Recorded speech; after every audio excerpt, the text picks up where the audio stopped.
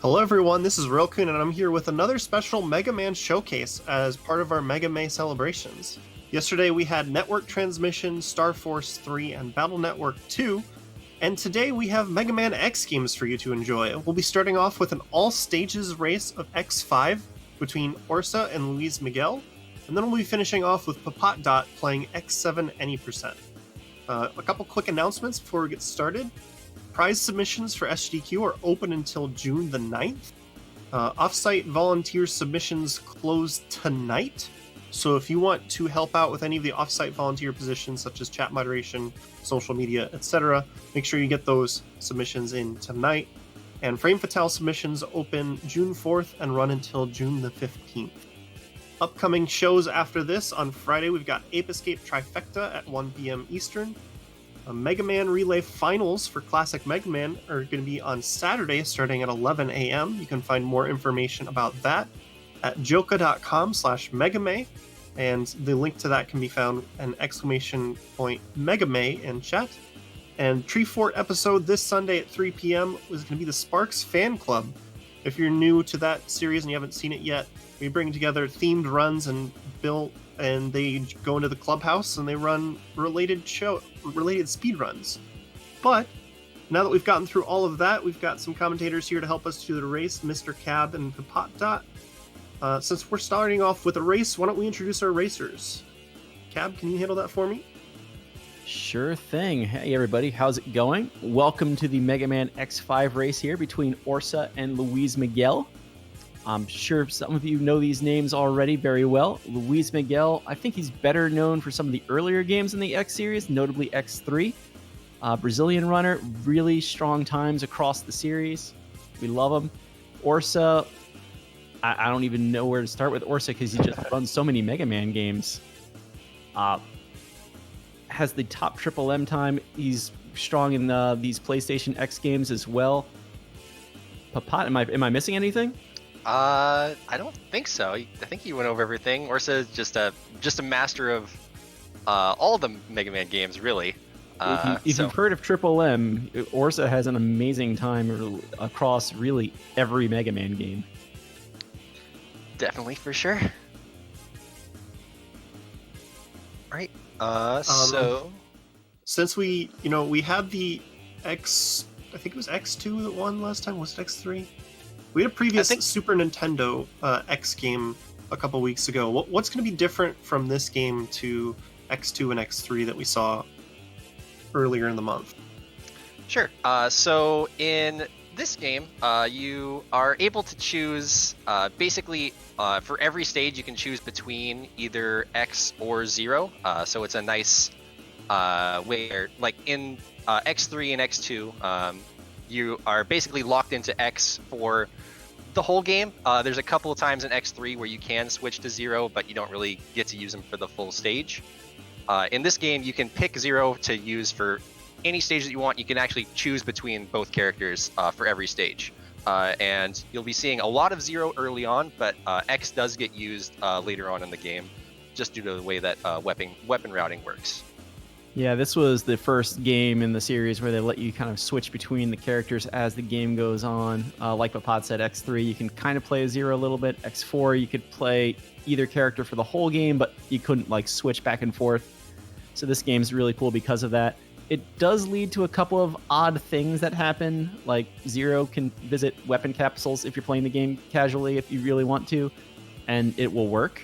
But because of that, the game just does some weird things with armor. I don't think we're going to see any of that, though, so... Well, maybe one capsule. Maybe one. One capsule, perhaps. Just for fun. Yeah. This game's also kind of weird. This is the game that they actually let you duck with the characters, just so that they can make characters kind of shoot beams that look like they should be hitting you in the head, but they don't. I'm sure we'll see some of that. But, it's another video game. It's still Mega Man X. Yeah. Right, the racers say they're ready, so we're going to do a countdown here shortly. I'm going to type it in Discord. Can one of you call it out while I'm typing? Because it's hard for me to do both. Sure, I can count it down. Go for it. All right.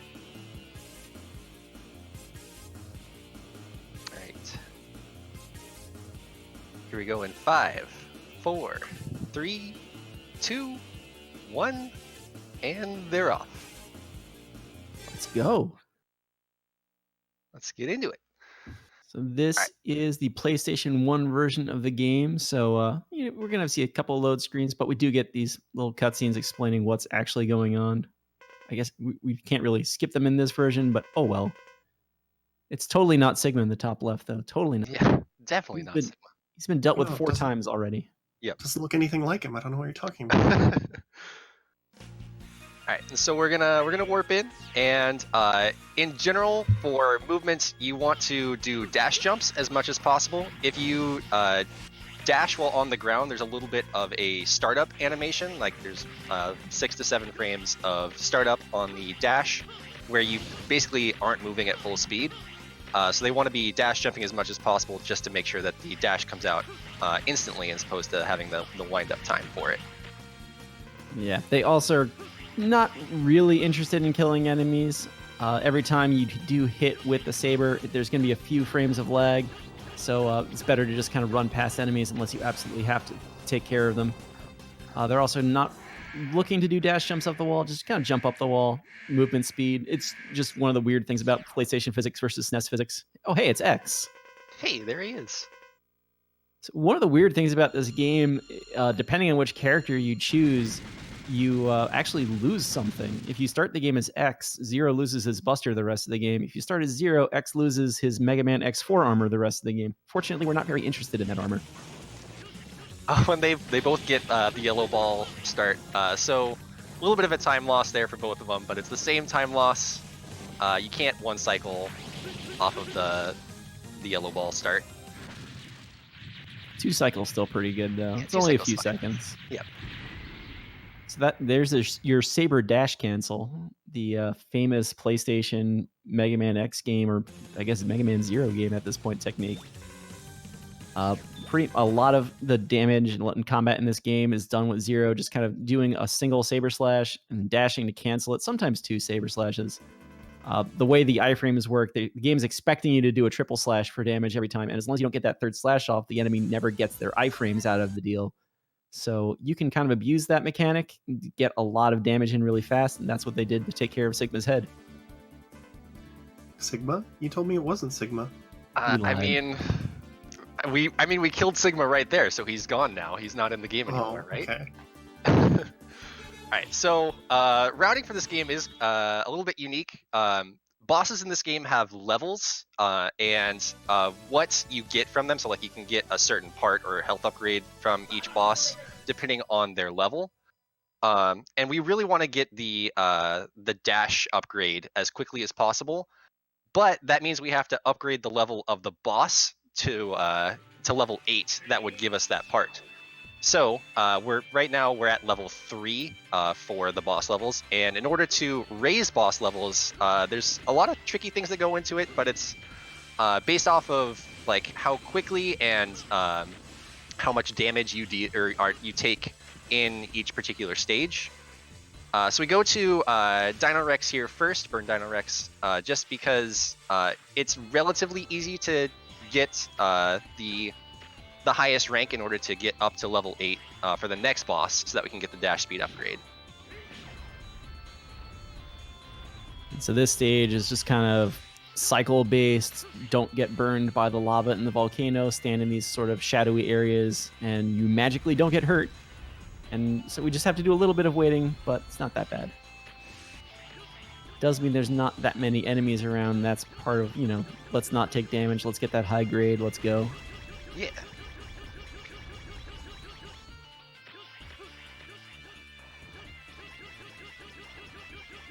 I think Louise got the extra slightly faster, or was that Orsa that got the slightly faster cycle at the start? Yeah, Orsa I think is a little further ahead. Yeah, you can kind of manipulate the camera to get a little bit further ahead of the curve and cut out one of the lava cycles there. And I feel like a lot of the PlayStation X games have this sort of halfway point in the stage mechanic where you just it loads the second half of the stage.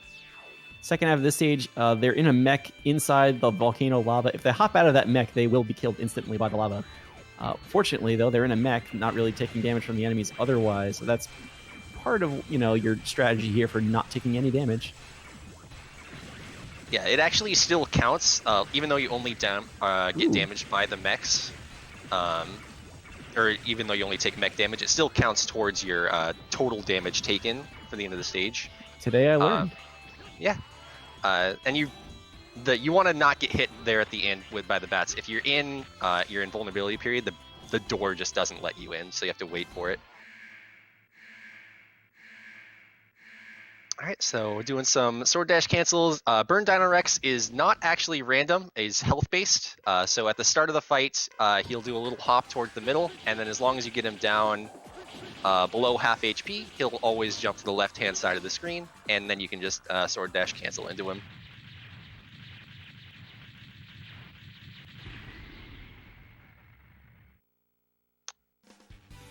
All right, and the weapon that we get from Burn Dino Rex is the Quake Blazer for 0. You get both weapons, the Ground Fire and the Quake Blazer, but Quake Blazer is the one that you'll be seeing some of. It's a down stab. It does pretty good damage early on, and you can turn around in midair, so you can kind of cancel out some of the midair lag that you would get from hitting enemies.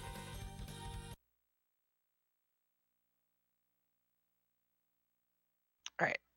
Crescent Grizzly is next. Grizzly Slash. Get the Grizzly Slash, ride the trains. Yep. It's kind of a destroy all the trains, rail kind of stage. Just dash along, don't follow the tracks. It's bad. There is a sub tank that they will be collecting this stage. Besides just general safety, it's easy to get, and it makes some of the end game just really consistent if you have that backup. And you can already see the down stab there, just making very short work of these trains. Just melting straight through the trains. Dashing through or getting the jumps through the ladders is actually way easier in this game. Like the size of the gap is the size of the whole ladder, so it's pretty easy to get through ladder gaps in this game in comparison to some of the earlier X games like X2, X3. Yeah, the SNES X games, it's just like a really tight trick to be able to get your gap jumps in and save climbing the ladder. Just almost free here. Remember to drive your trains responsibly. Yeah.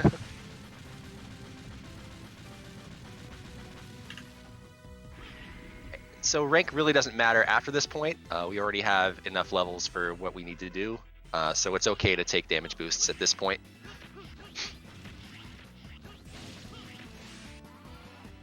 Do the boss levels ever actually go down, or are we kind of in the clear with level 8 bosses from here on? I'm pretty sure that boss levels don't go down. I think it goes up 1 per stage, and then depending on the rank that you get, it goes up more. Of course, I got the dive cycle. Didn't quite manipulate his health down to below 2/3. So if you get Slash Grizzly, he's got it. If you get Nice. it Slash Grizzly, so between 1/3 and 2/3 health, Grizzly is forced into doing like a dive attack down through the ground, which wastes a little bit of time. If so, you do enough damage to get him just above 1/3 health. Wait for him to start his jump, and then get him down to less than 2/3 health before he lands, so that he does another jump instead of doing the dive attack.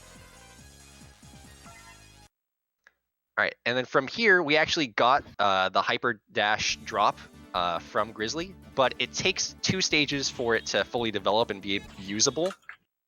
So we actually have to do 2 stages before that's usable. But Dynamo here is a mini boss, or kind of like a mid-point boss. He shows up a couple times, where it counts as one of your 2 stages just to basically beat this guy up. So. Yeah, Dynamo, especially with 0 and the dash cancel, is pretty free. He mostly just sits there. He does a decent amount of damage sometimes, but you can take him out easily before he really has a chance to become any sort of threat with 0.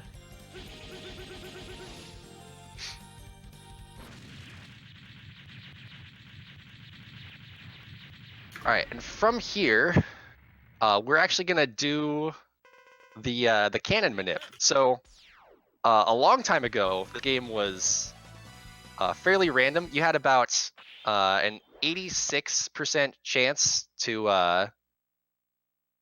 have the correct RNG happen for you, where the Europa, I think, is the Yeah. colony. Oh, yeah, the Europa colony, the Enigma cannon, and I forget the name of the shuttle. I just refer to it as a shuttle. But yeah, if you had about an 86% chance to destroy the colony before, and now they found a manipulation using the demo where it sets the RNG values to a specific slot in order to make sure that the demo doesn't desync anywhere. And so they're just gonna be both watching this Grizzly demo all the way through.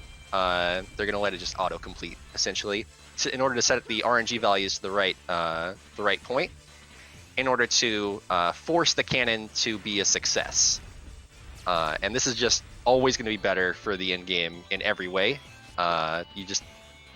If you fail to have the cannon or the shuttle work, then you lose 0 for the rest of the game. So you are only forced to have X for the remainder of the game.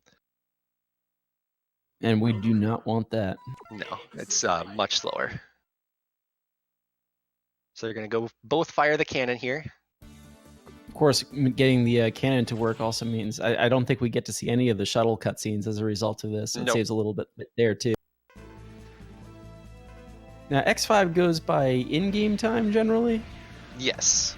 It's competing by in-game time, but it's also like real time is also used for ties. So if there's a tie in-game, then real time is what's used to solve that issue.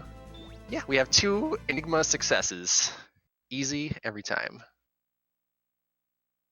Hacks.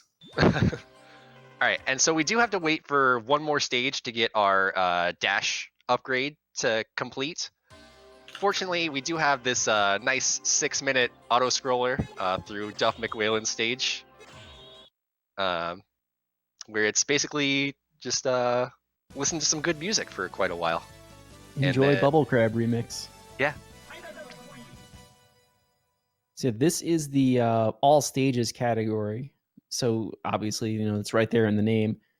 By firing that cannon successfully, the runners could theoretically enter stages that go towards the end of the game right now if they wanted to. But, all stages, we've got to clear all the stages. There's an any percent category that goes there pretty much immediately. But we're here to see the whole game. Yeah, this has got some of the cooler stages in it, for sure. The all stages category. Alright, so we don't want to, as much as possible, we don't want to hit enemies with a dash attack, just because that activates the the hit lag, or not dash attacks, aerial attacks. We do break the upper part of the whale with some aerial attacks, just for safety's sake, reduce some of the damage and stuff that you take. But in general, you want to just attack enemies on the ground as much as you can to reduce some of that. And that's really why they're even getting eaten by the fishes on purpose. Yeah. No slash animation that way. Yeah, that's the tech for the stage, is just attack as little as possible in order to maintain a fast-ish moving auto-scroller. Laser cannon is not insta-kill. It does hurt. And, Zero's life meter is not exactly very large at this point.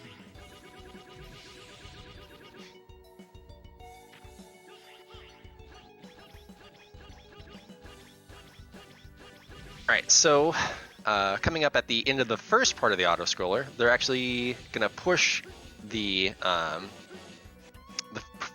first part of the whale, or the submarine, back in order to kind of get it to push Zero into a correct spot in order to do the sword dash cancels a little bit easier, because the hitbox for it is right above where Zero's sword would come out. So you can kind of spam out and get the kill as quickly as possible. And that's the first part. And now we're going into the second part of the auto-scroller, part 2 of 3. The tail.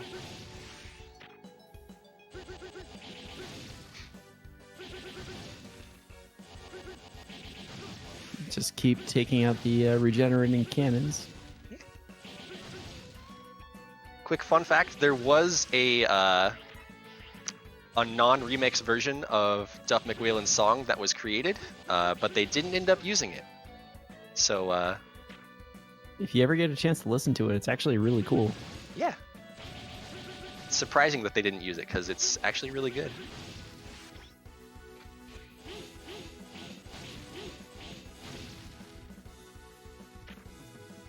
All right, and then the tail. This is actually the only enemy in the game that we are aware of that actually takes extra damage from the second slash of your combo. Like most enemies, they take the same from the first and second slashes. So we want to actually sword dash cancel our second slash on the tail part of it in order to save a little bit of time.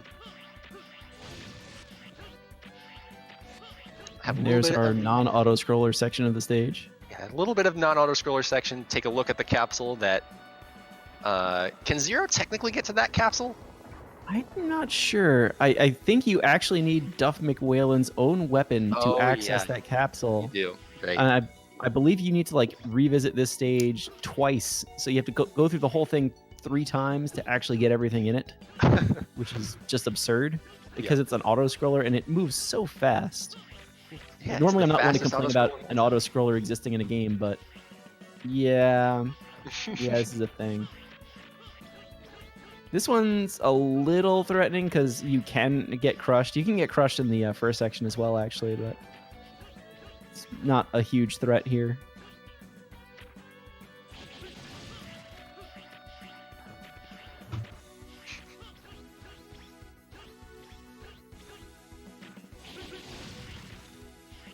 Take out the X1 fish. Yeah, a lot of references to older Mega Man games in this one.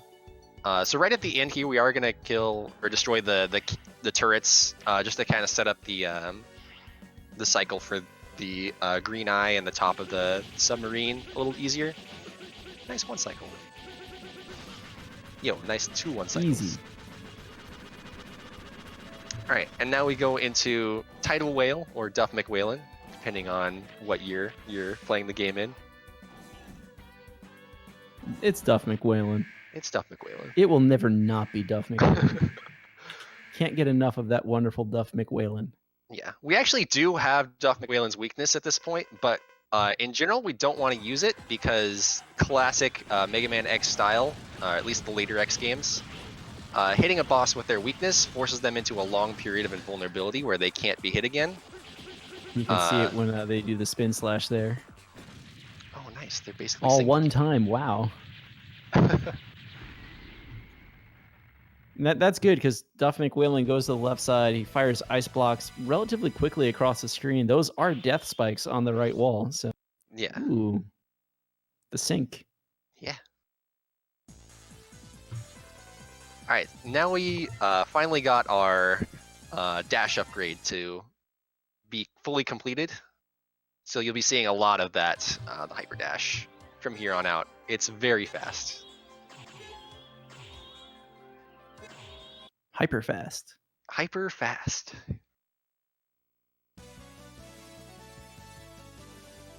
I like the notes. Equip hyper dash. It makes Zero go fast. Yeah, it's pretty handy, I would say. This is your traditional sort of foresty stage.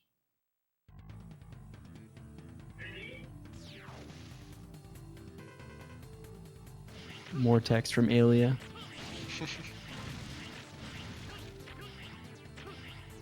Yeah, this is significantly faster than just a regular dash speed.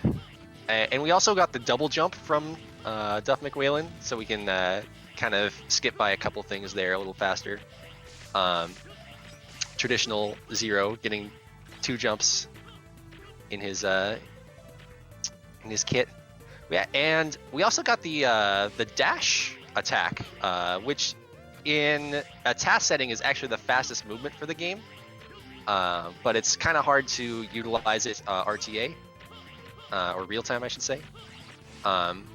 So we use it a couple times there to skip damage, but we use it through some of the boss corridors or like horizontal sections just to be slightly faster than just regular dash speed.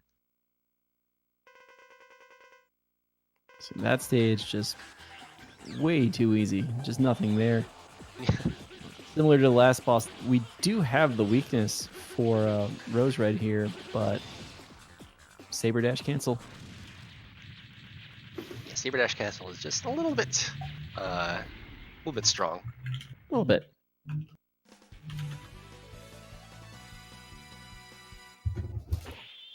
And we do get an upgrade part here that is pretty handy. It's the Z Saber upgrade. It does basically just increases the damage of Zero's Saber, so might as well get it. But it does take a couple stages again to develop that part and be usable.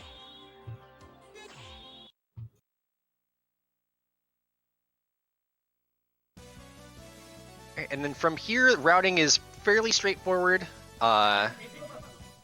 You need certain weapons for certain stages in order to be fast, and you want to save Pegasus for as late as possible into the run because his weapon's bad. Or I should say it overwrites something that's really good. Yeah. So we're going to do Necrobat here, or Dark Dizzy, I think it is. Dark Dizzy. This is a normal looking stage with absolutely nothing wrong about it. There's definitely not spikes that randomly fall from the sky when the background kind of shifts around from constellations back to the black hole. There's definitely not any lag at all either. You saw Orsa go underneath and Louise just go underneath that platform right there. There's actually an Alia text cutscene that extends from the platform up to the ceiling, but not underneath the platform. So you go underneath it just to skip some of that.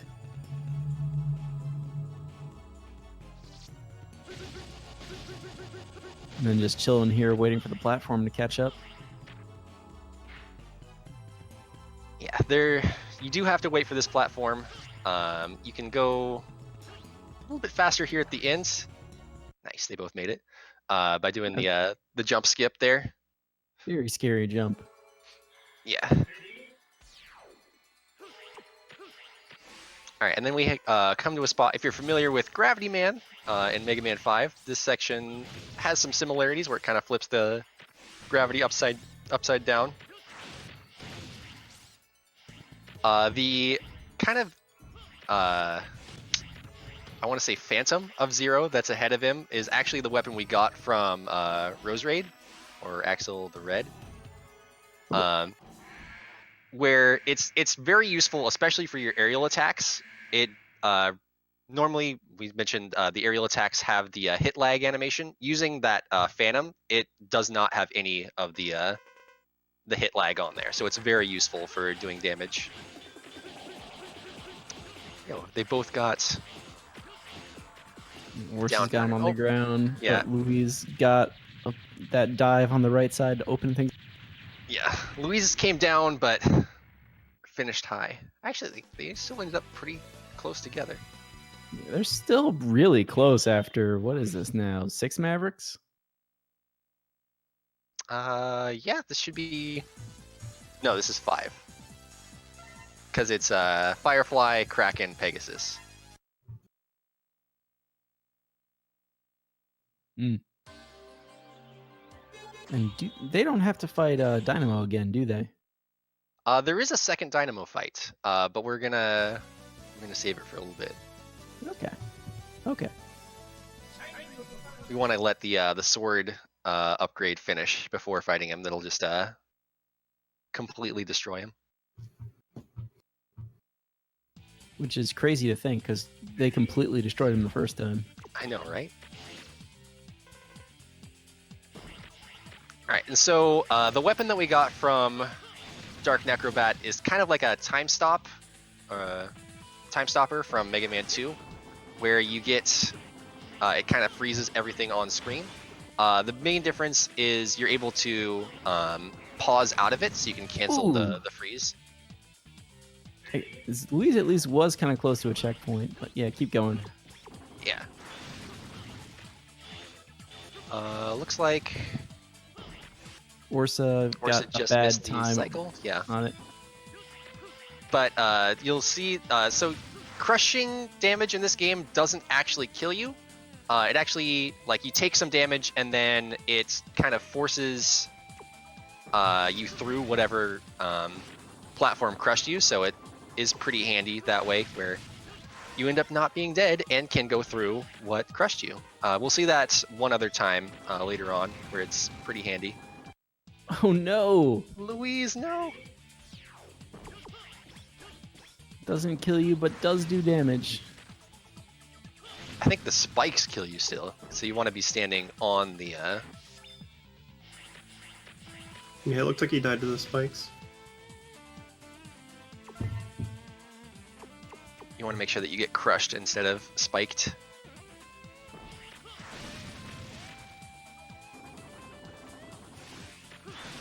This mid-boss Ursa's dealing with, there's one kind of black cannon, 2 purple cannons. Destroy the black cannon easy. The purple ones just don't take any damage. They do nothing. They're a distraction. Yeah, you do want to finish this in the middle, because sort of like some of the earlier classic games and like X1, you do have to walk to the center before it'll let you progress. So you want to finish right in the middle when you can for the last cannon.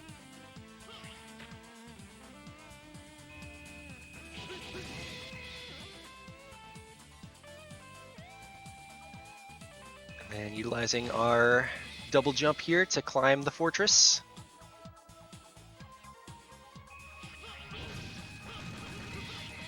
Just some simple platforming here. Hyper Dash just makes a joke out of all these enemies that take a little bit of time to build up. Yeah, Hyper Dash it's pretty good.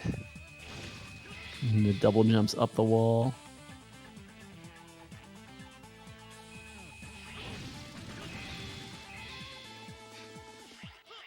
All right, and then Firefly is a random, we'll call him a dumb guy.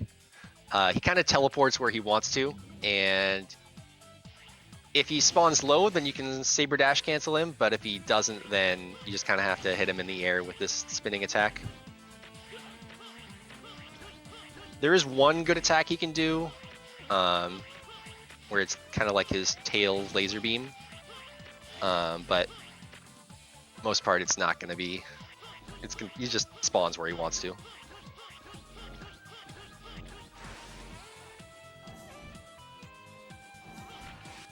Easy boss. Hopefully Louise has an easy time too.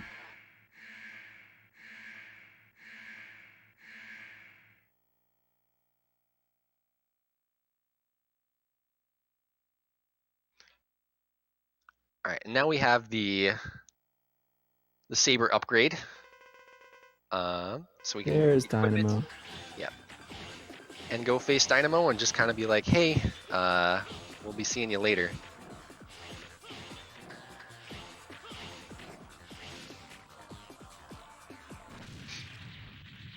Not too bad from Luis.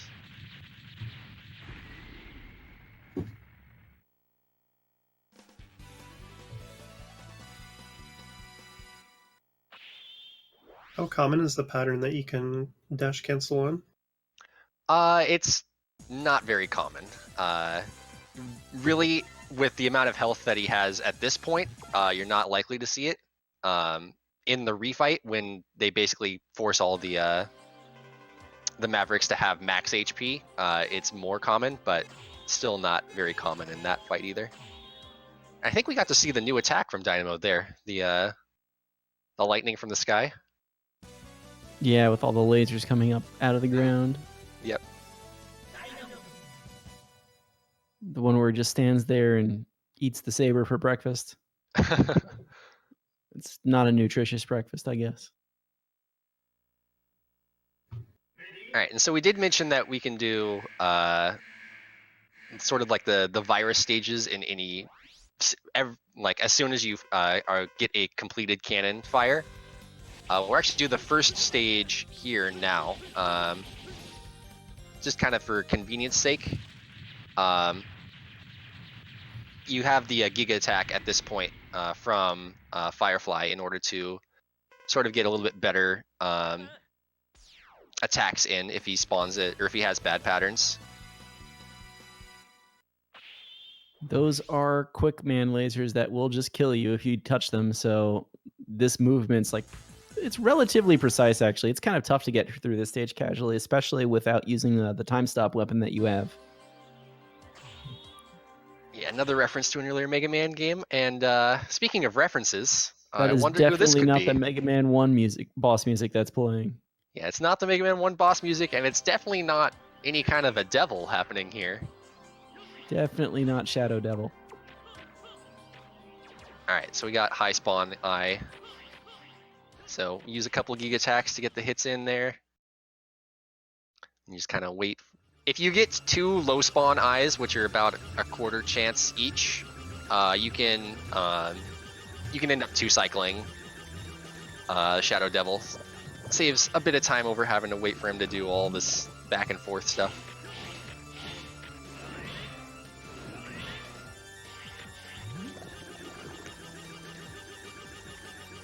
He does have one other attack. I'm guessing we're not going to see the Wily Machine at this point. It doesn't look like we're going to see the back and forth. We still might see Wily Machine. Nope. Wily, Luis Miguel getting just an amazing spawn there. Orsa gets too close. Ooh. Well, that's going to change things. Yeah. Yeah, I believe the green outline of the Shadow Devil that kind of remains in place does still damage you. Luis is showing off to you that you can stand basically halfway inside that foot and be fine. Nice. We got the nice fast cycle. Was that a 2 cycle for Luis? I think that was. Because he finished him on the left side. Very nice.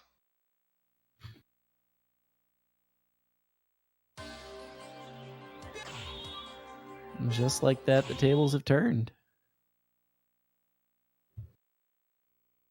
Orsa's still not getting a good pattern. Nope, he's gonna have cycle 3. Now, the stage Luis is going into, do we get to see the bike here? We do get to see the bike. There's actually a little bit of speed tech. Oh, nice back and forth pattern from Orsa. A little bit of speed tech here on the bike, where you want to avoid all of the blue balls if you can. If you avoid all of them, you skip a text box from Alia telling you about the armor capsule. It's a little bit tricky to dodge them all. We'll see. I think he dodged them all, but I'm not entirely sure. Might have gotten one. Oh, he did. Like he skipped them all. Nice. This stage has this sort of lock mechanic thing where you have to hit these switches. Looks like 4 times. It opens gates, and then you can progress. Meanwhile, you're just kind of stuck dodging attacks. Yeah, the horizontal ones you have to hit 4 times. The vertical ones you have to hit 3. And then there's spots where there's 2 of them on screen, and using the Giga Attack just lets you hit both at the same time. So it makes it a little bit more handy that way. You're gonna have to kind of swap between them and try to figure out the correct timing for it, because they do close relatively quickly after you open them up. All right, we'll see another instance of the crush here. Go right through the doors. What? Yep. So if you get yourself crushed by the platform as it's coming to the right, then it gives you those crush iframes like we talked about earlier. And that actually lets you just skip right through the door for whatever reason. Like, it counts the door as part of the wall, I guess. And you can just go right on through.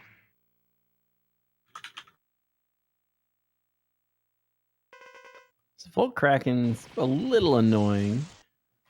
Likes to fly around.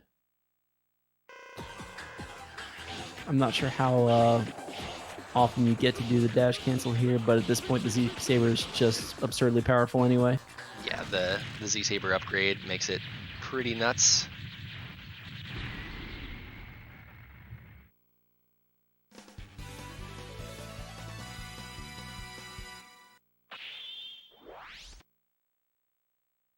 All right, and we're gonna avoid going to Pegasus or the Skyverse stage for as long as possible, like we mentioned again. Nice, got the crush iframes on Orsa's side as well. Because once you beat Pegasus, his attack is actually like a when you are standing and do a dash and then slash, it's an attack that kind of rolls on the ground. However, that's the exact same input that we would use for dash canceling.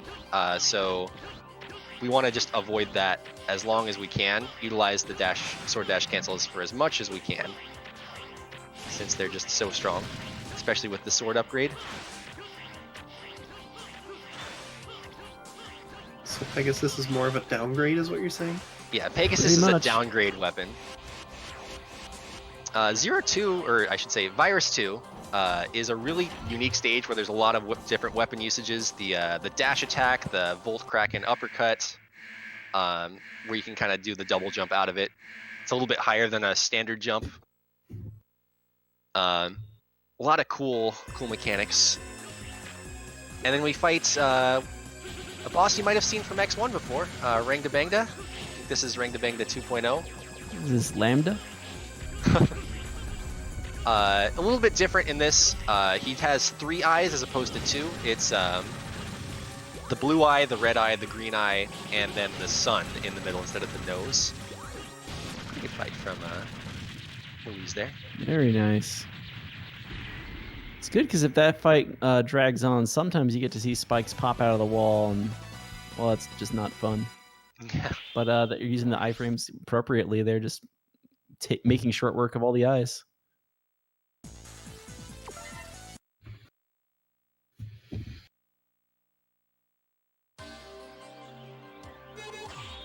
Alright, and so we do have to actually beat Pegasus because this is an all stages run, so we can't just skip over him and be all stages minus Pegasus.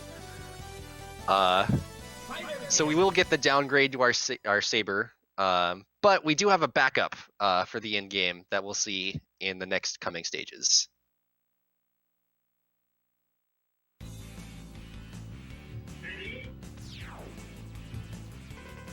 Some sword dash cancels. Green eye doesn't move. The gimmick with Pegasus stage is you're supposed to take out all these time bombs before they explode. Not too tricky though. Still decently cool movement to start off. And then we get to sort of the auto-scrollery segments here at the end. Because we haven't had enough of those yet, right? Definitely not. We need more after this. Can I get one more? We might be able to get one more. Yay! I believe Louise just got a weapon tank there? I might have missed it, but it sounds like it's possible to get one there.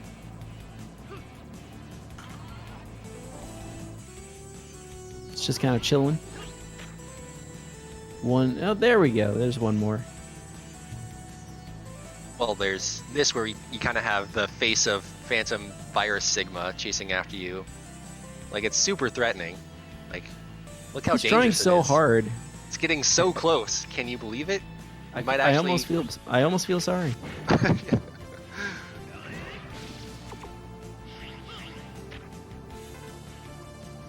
And then there are a few more bombs that we have to collect or destroy, I guess, here. And the elevator gives you plenty of time to go destroy the bomb and rescue the Reploids, but we don't really need all that time because we know where they are. We can climb the wall.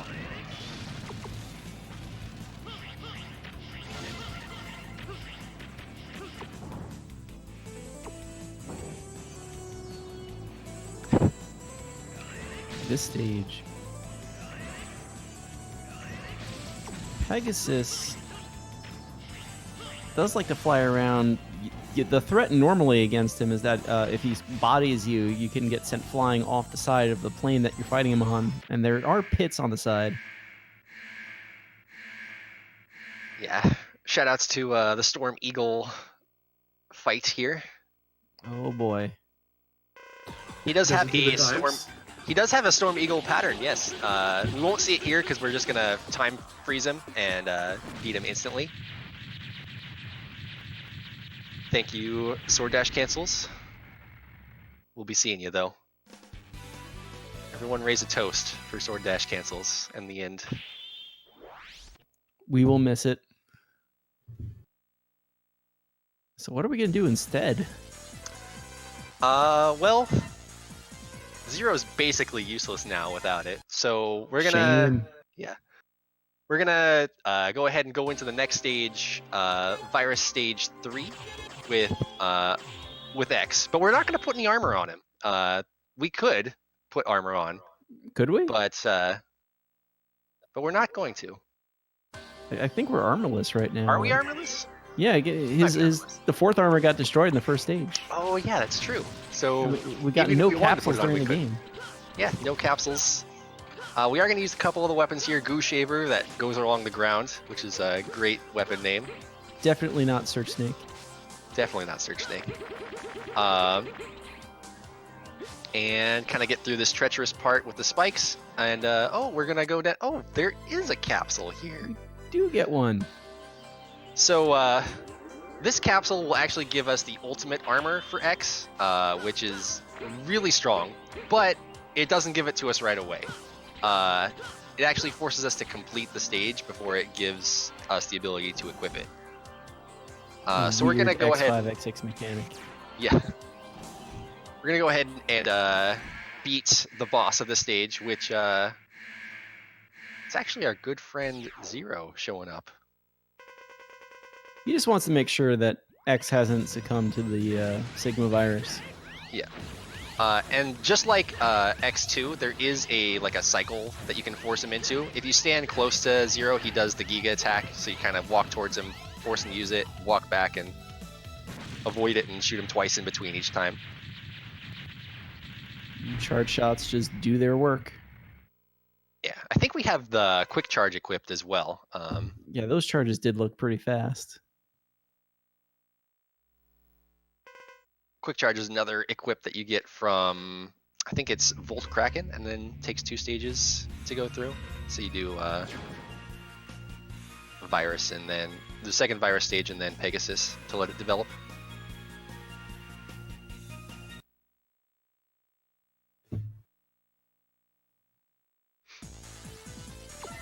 So despite the fact they just beat each other up, everybody's fine. Yeah, everyone's can go fine. complete the Nobody's last in stage. danger. Nobody's exploded or in pieces this time. What do you mean this time? I mean, Zero didn't get blown up like 9 times in the past 3 games, right? He wouldn't have been here if he was. Yeah. I feel like I'm developing trust issues with how often you guys are lying to me. We're not lying to you, we're lying to chat.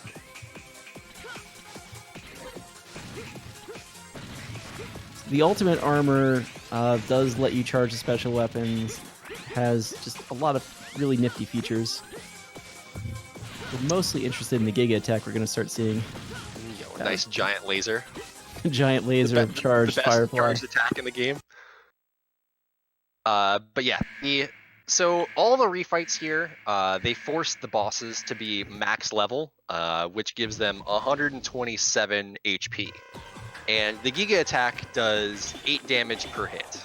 So it's going to be 16 Giga attacks per boss. Which is still a lot faster than using like a charge shot or the weaknesses on them. Weaknesses we don't want to use because of the giant invulnerability frames that they would get each time. And charge shots only do 3 damage, so this is a considerable upgrade. Plus, Giga Attack doesn't put them into iframes, so you can use it just like back to back if they're up against a wall.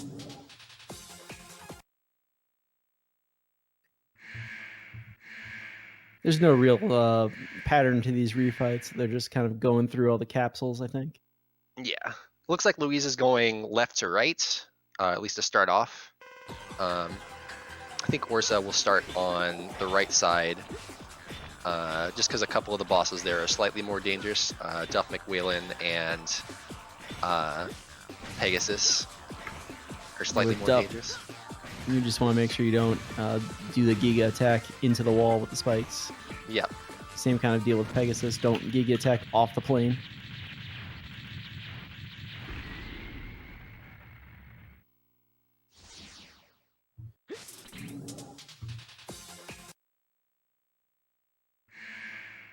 Both in refights, which is good. If you Giga attack from the left wall here in Duff McWhalen's, it actually is perfect where you won't land on the spikes. So it's kind of what Orsa's abusing here to kind of try to prevent that as much as possible. Try to prevent, because even though you're invulnerable during Giga attack, you're not invulnerable to spikes.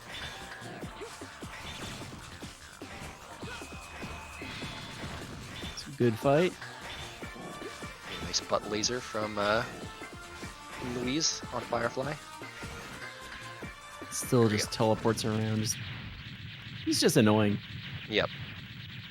I think there is one pattern where he just continues to have his butt laser out for a long time, as opposed to just going just down one time.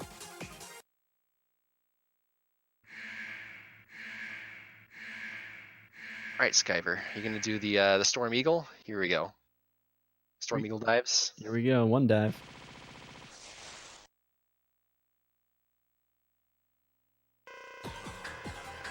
I want to say diagonals are slightly faster, but I don't know for sure. Is that 4? I think I counted 6. I think I counted. It was either 5 or 6. I don't remember. I wasn't paying full attention.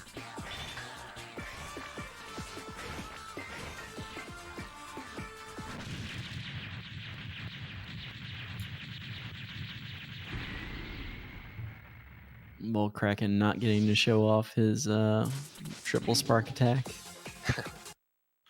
He really wanted to, but Giga attack too strong. Louise going to Duff McWhalen now.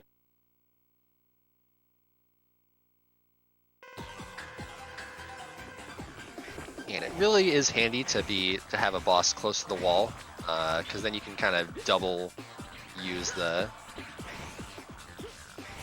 Giga attack right into him.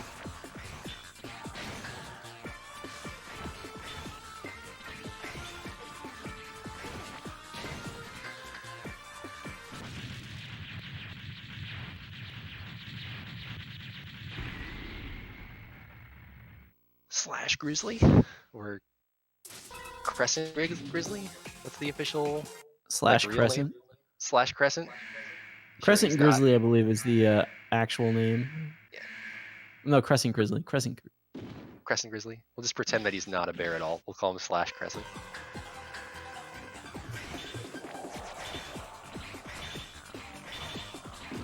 He does go on the ground, so in a way, he does rock. He does.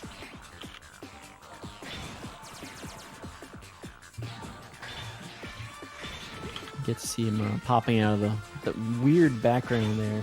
Doesn't really look like there's ground on it. I'm not sure how this works. Yeah, I'm not entirely sure either, considering it looks like we're in like cyberspace or something right now. I don't know where that ground is being stacked up to. We just know that he's coming out of it. Sigma virus is a weird place. It is indeed.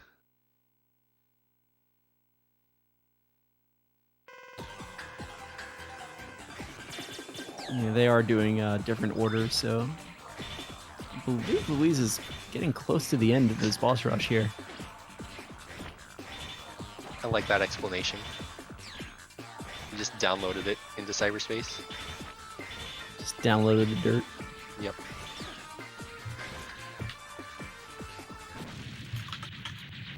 I think that's 8 from Louise. Has he done Pegasus yet? Like it. He hasn't. We would have counted dives. Yeah, so one more. 4 dives? I'm gonna go with 7.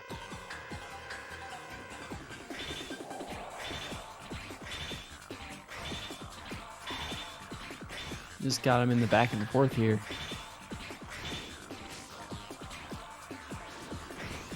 1, 2, 3, 4, 5, 6. 6. That was 6. I think that's the same. Yeah, I think that was the same. Just where he dove from was different. Felt like slightly faster dives from Louise, maybe. All right, and so then this final section, utilizing the charge shot because it's just really good to mow down all these. If you remember the giant plasma shot from X4, that's the buster they gave the ultimate armor. Yoku blocks in the next game, everybody. Yep. And these are very similar to the Yoku blocks in Heatman, if you're familiar with those, where you kind of want to scroll them on screen as quickly as possible, because that's when their cycle starts. So both Louise and Orsa are going to be jumping out a little bit in order to sort of force the cycles to spawn. And hey, look, it's Sigma. I thought we got rid of this guy. I guess we only destroyed his head. Yeah, that's true. But he has a but head. He's got a nice, sick purple cape that he just kind of casually tosses to the side. No weapons from Sigma this time. Usually he has a something. Yeah. So that's Sigma Phase 1. There is one more phase of Sigma, and time will end on the last hit of, or when Sigma's HP reaches 0. And you've seen some big bosses in the past. Sigma here is kind of big. A little bit of a big boy. Biggest. Well, not biggest, I guess. But This isn't bigger. biggest. This is bigger. Even bigger, Sig. Yeah. So you do want to break one hand, just to make sure that he doesn't go into like the wireframe invulnerability period when you're trying to do attacks on him. Then he's got this purple block attack, I guess. That's, one hit, and that's time for Louise. That's it.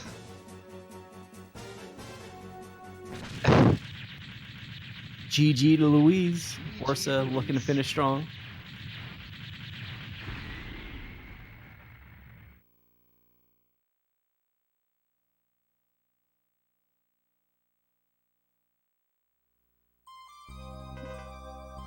I feel like the cape throw is better in earlier games. Yeah. You mean in X4 when he's like got like the weird phantom part of him, and then he turns into like 2 heads? I mean, there's that. There's the X1 cape throw.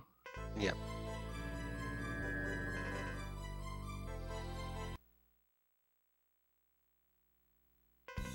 Alright, and then just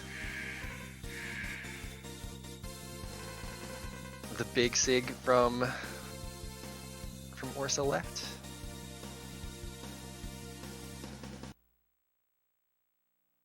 Break the hand, and then Giga attack to victory. Pretty much.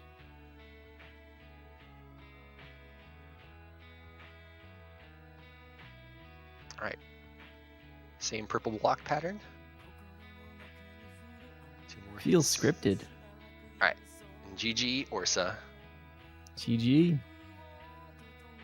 Pretty close race. I think it was really just the Shadow Devil. Shadow Devil, Pair of Deaths, stronger than Firefly, Pair of Deaths. Yep. So yeah, really nice run from otherwise, runners. They were in sync for a very long time in this run. Just 2 excellent runs here. Yeah, they were from, synced for like Orsa. 7 stages, it felt like, just like right next to each other the whole time. And they traded twice, didn't they? Yep.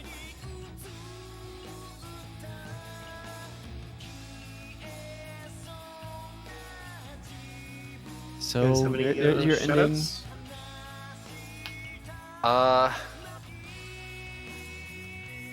Just a shout out to the Mega Man community and the leaderboards. Really good reference spot for all the Mega Man games if you're interested. You got anything, Cap? No, pretty much just that. Just come on by, look at the leaderboards, get in Discord, play some of these later X games that really have some cool tech to them. But, you know, the SNES games, everybody knows and loves the SNES games. We know and love the SNES games. But, you know, the second half of this series is severely underrepresented. Yeah, it's really nice to give some of the less loved games some love.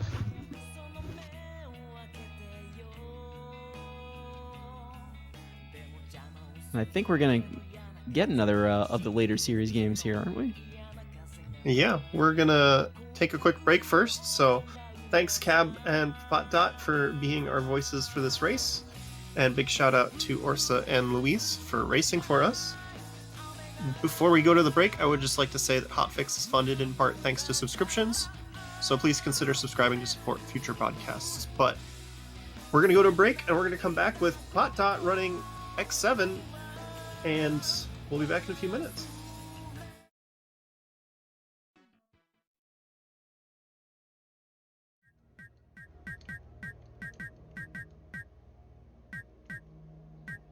All right, everyone, welcome back. We just finished that great race between Orsa and Luis Miguel with Mega Man X5. Congratulations to Luis on winning that one, but it was a close race. And now we're going to be moving on to Mega Man X7 with Dot. It's going to be any % new game. We've got Orsa here to help us commentate. Hey, Orsa, how you doing? Hey, doing well. How are you?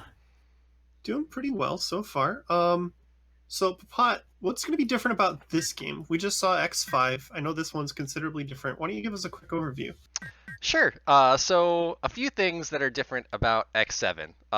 First off, this is the first and only Mega Man game to feature 3D segments, where there's actually like parts of stages that are 2-dimensional, parts of stages that are 3-dimensional, and so it kind of does some transitions between those.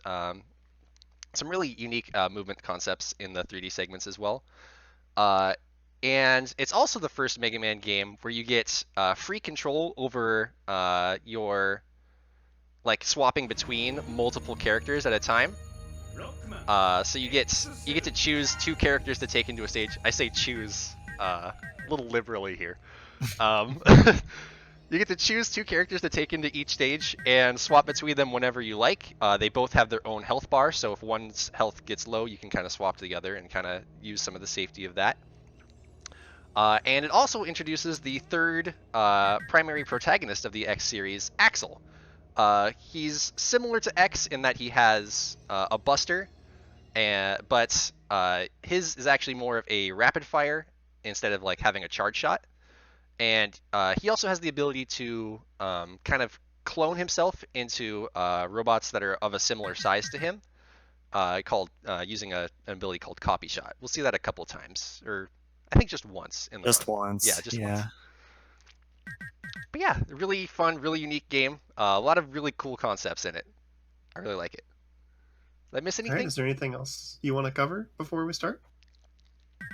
I don't think so. I think we're all good. Yeah, sounds good to me. All right, so when you're ready. Yeah, you want to give the countdown, Orsa? Sure. I'll count backwards from 5. Sure. 5, 4, 3, 2, 1, go. All right. So do have some loading screens because this is originally a disc-based game. Came out on PS2 way back in the day. We're playing on the X Legacy Collection, just to speak for I'm playing, I should say, just because it's by far the best version, by a lot. It saves upwards of 10 minutes in load times. Yeah, it's super good. Before this one came out, what was that, last year? 2 years ago? Something like that? We were playing on either the PS2 version, which is very, very slow, it's a PS2, or a cracked version of the ancient Korean PC port, neither of which are very good for multitudes of reasons, but this one is excellent. Yeah, this is for speedrunning. Really good version. Alright, so we're in our first 3D segment, and we're actually getting a little bit of a tutorial here on how to change our lock-on with this gate. If you played Metroid Prime 1, it's similar, where it kind of teaches you, hey, this is how you lock on and change to different targets, and you should probably learn how to do this because it's going to be helpful.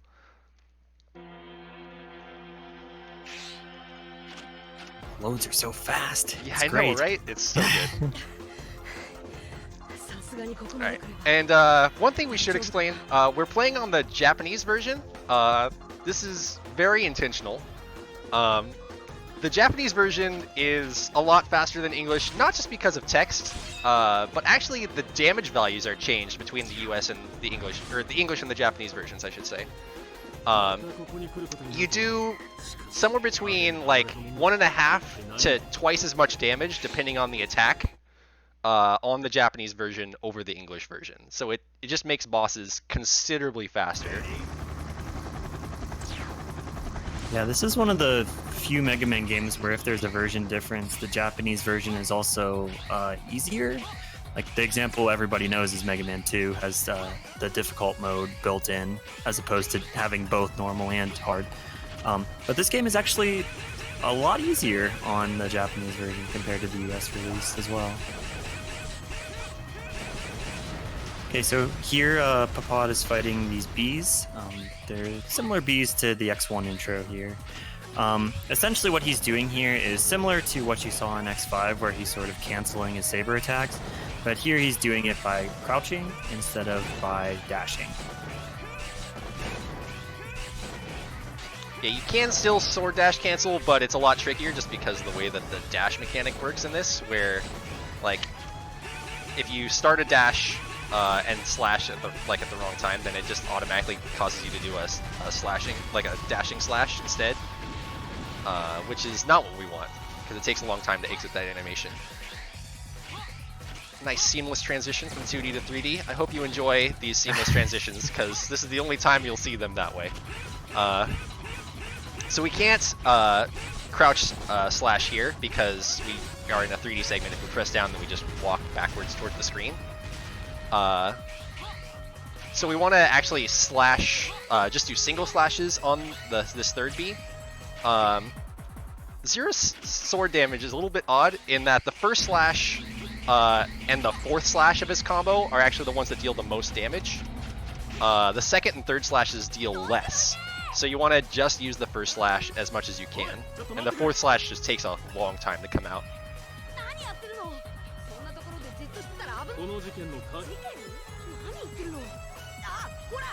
Alright, so our two primary protagonists meet up at this point.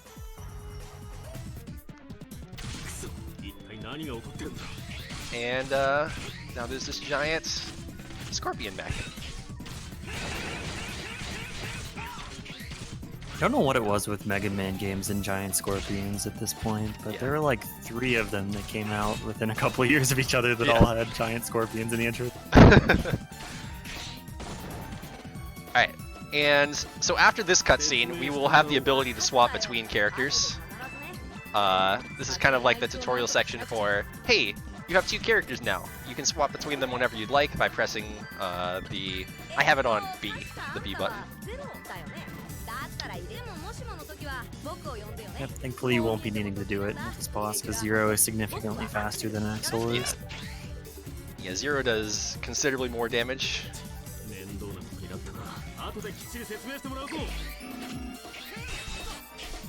The only thing we want to watch out for is we want to make sure that we try not to break the claw, but we did. So yeah. He gets really, really long invulnerability frames if you break his claw. You want to just keep tapping him in the head instead, but it's a little hard sometimes, a little awkward. 4 hits instead of 5 on the English version, already saving time. Yeah, already.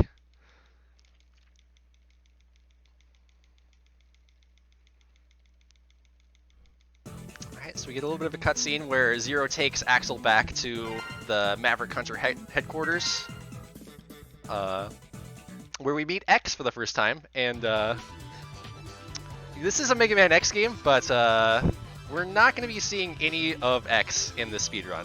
I mean, he'll be on screen a couple of times, but He's in the ending cutscene. yeah. So you don't start off with X unlocked in this game. You start off with Zero and Axel, and X becomes a playable character either after you get half of the Reploid rescues in the game, which is 64, so that takes a minimum of 4 stages, or you have to beat all 8 Mavericks. And just due to the nature of how we power up the characters, it means that X is basically not useful in a New Game run, and also just barely useful if you're playing New Game Plus. Yeah, just to expand on that a little bit, there's 8 stages, and each one has 16 Reploids in it. So if you want X as quickly as possible, you're going to have to be grabbing all the Reploids, all 16 in 4 stages. And some of them are pretty out of the way, depending on which stage you're going to. Yeah. So definitely not a good idea.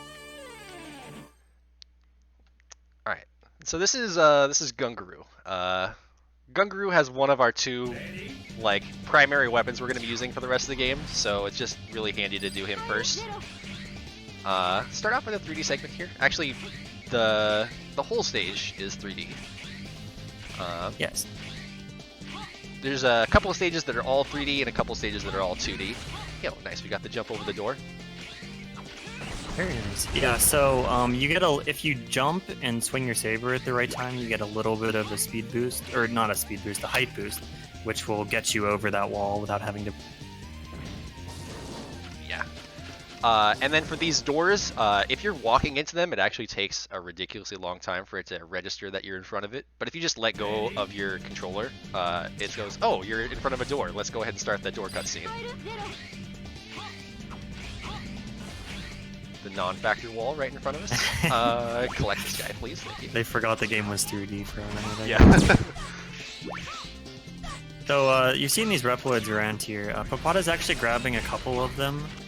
Most of them you want to avoid if possible, because you do lose a little bit of time at the end of each stage per Reploid. Like Alia will go through the list of the ones you Reploid and the ones you rescued, and the ones you let die. So each one that you touch loses you a very tiny amount of. Some of them are worth it though. Yeah. So I collected one of them specifically with Axel. Wall. Because it gives us he gives us a weapon upgrade, or weapon energy upgrade, I should say, which is useful for being able to use certain special weapons more than once later on when we need to. Alright, a little bit of this, just killing some mechs.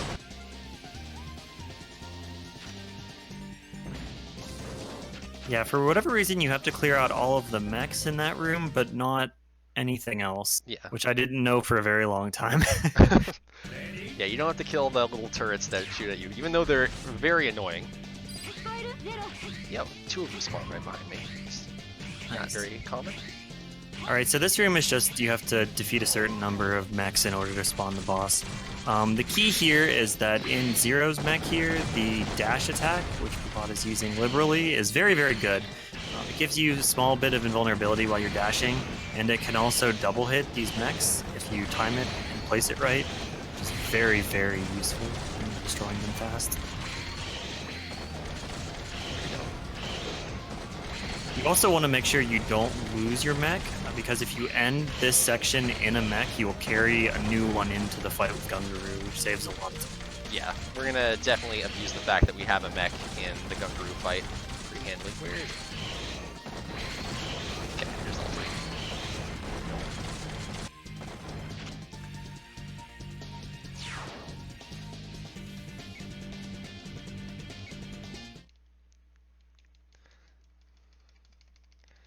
Alright, so Gungaroo is the only regular boss with like 2 health bars. There's kind of his mech phase that you have to get through, where he's in a mech, and then you destroy the mech, and then he gets into his regular phase, where he has even more health, and you kind of have to beat him up there as well. kind of a this cool. fight is pretty tough, actually. Because you don't really have any special weapons or upgrades to work with. You kind of just have to beat him. And you really have to beat like a boss and a half here because of the next fight as well.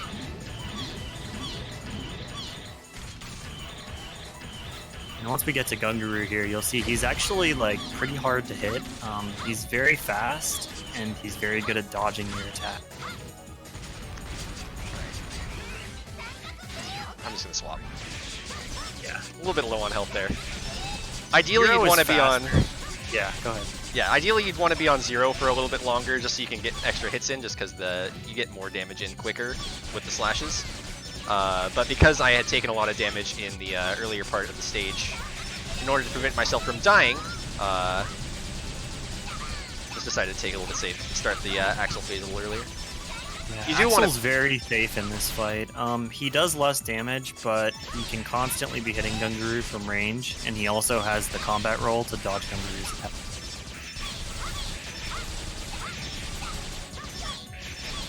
Yeah, the handy thing about the combat roll is no matter which way you're facing, it'll always lock on to him. So you can be rolling in whatever way you want to avoid him, and it'll always fire and usually hit him. We do want to finish the fight with Axel just for energy routing sake. Every time you beat a boss, you get a weapon and health upgrade for whoever dealt the last hit to that boss. And health is nice, but really for the early game, it's all about the weapon routing, weapon energy. Yeah, so you saw we got the big grenade launcher there. The grenade launcher is pretty good on its own as far as the way Axel upgrades. He sort of just gets extra guns as well as a special attack. Yeah. And the base grenade launcher is pretty darn good, but then the special weapon explosion is really, really good. You'll be seeing it in the next boss on Stone Kong. Alright, and I did pick up 2 Reploids that gave us kind of upgrade CDs here. Ali is going to tell us a little bit about how to put them on. But we get these on purpose. I'm going to be getting 3 of them this run. And putting them all into Axel in speed. The third upgrade in each of the upgrade categories is really the most important one. I said no! It's okay, it doesn't take as long. It doesn't take as long, because she doesn't talk about it as long. Forgot that it starts on no. Yeah, some of the other categories are really nice. Like the third upgrade in special gives you triple iframes, so it makes you invulnerable when you take a hit. 5 seconds? It feels like a full minute, but Yeah, it's probably like a couple seconds. It's ridiculously long for the triple iframe upgrade. But the third upgrade in speed is a dash speed upgrade, which is pretty handy. Yeah, it's gonna let you make a cycle a little bit later, right? Yeah. Yeah, speed up a cycle and just do generally faster movement in some of the stages before that. Alright, so now we're in Stone Kong. Stone Kong is weak to the weapon we just got, and we'll be using that here. Get out there. But we also do... I was going to say something, but I forgot. Stone Kong's stage is like a fully 2D stage. So like Gunguru's before, got Dave. Like Gunguru's before was all 3D, this is a fully 2D stage. Yeah, what's interesting about this stage is that there's a lot of these like big rocks and things that are generally pretty slow. So you ideally want to be damage boosting through a lot of these things, but you only have a very limited pool of health at this point in the game, so you have to take your damage boosts very strategically, swapping between characters at the right moment to take the right damage. Yeah, we actually swapped to 0 there because there's kind of a forced double jump spot where you can't really make it by unless you have double jump. I mean, you could kill the lower head, but that just takes a long time to do because it's in a really awkward spot. Plus, it's nice just to be able to use 0 for the end here to save our health, because we're going to be using it for the Stone Kong fight.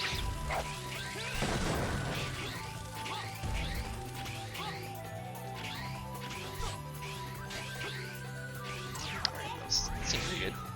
Yeah, not bad. All right, and so even though the stage is all 2D, there's this segment here where it's kind of rotational 2D. This is actually the boss fight arena as well. Yeah, this boss is kind of awkward until you know how to do it, and then once you know how to do it, it's like fairly straightforward. Show off the grenade launcher a little bit. Yeah, it's really good. It's really good weapon. Really good. So how many explosions do you have at this point? We just have one explosion shot, so we have to utilize it to fire at a good time. If you get Stone Kong down to half HP and he's not doing anything, or if he still has a shield on him, then he forces himself into a longer invulnerability frame period where he kind of bangs on his chest a little bit. So we're gonna try to avoid that if I can get out of the fire. Yeah, get out of the fire. So explosion, you just saw it there. It has like a lingering hitbox, and if the boss is standing in it, it'll hit them multiple times. I'm not gonna make it. I'm just gonna be safe here. Yeah, one shot away.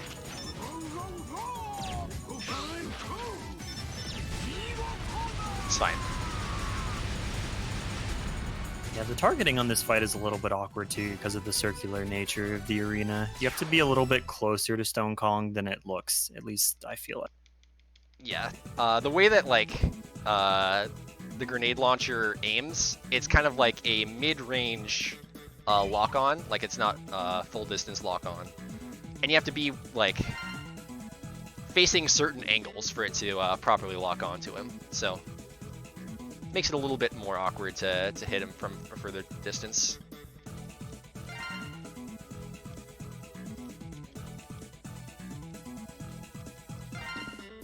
Alright, got our third CD upgrade here. Remember to say yes. Yeah, every menu defaults to no in this game for some reason. Yeah, every single I don't know why.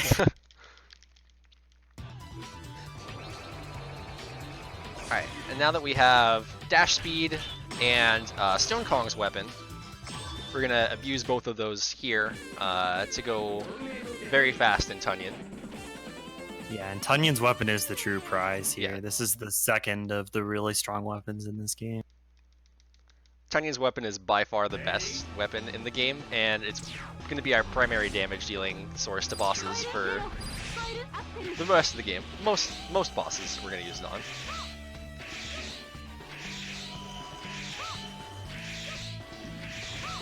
Okay, so the first half of the stage, there's not too much going on. You're just kind of running past the Reploids, running past the damage to fight this mid-boss here, whose name is escaping me right now. I want to say Yata Cargo, but that's not it. I do want to get these last couple of rescues here. One's a health and one's a weapon upgrade. And that'll set up some of the stuff better for the next stage. Yeah, so this mid-boss is an idiot. He can go into a shell and spit pretty much whenever he feels like it. So this guy can really ruin your day if he so desires. Alright. Get a spin cycle. Yay! So he's totally invulnerable during the spin cycle, and he's actually like invulnerable as he comes out of it as well, like during this part. And he can chain them together. All right, he did. Cool. That was very kind of him. Yeah. He can What's the worst you've ever seen? The worst I've seen is 5 in a row, but I'm certain that you could get worse. But yeah.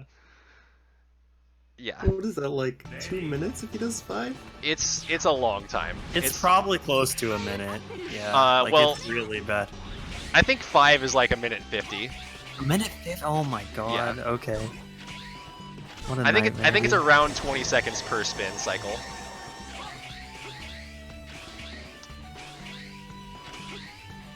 Yeah. So the second half of the stage is really neat.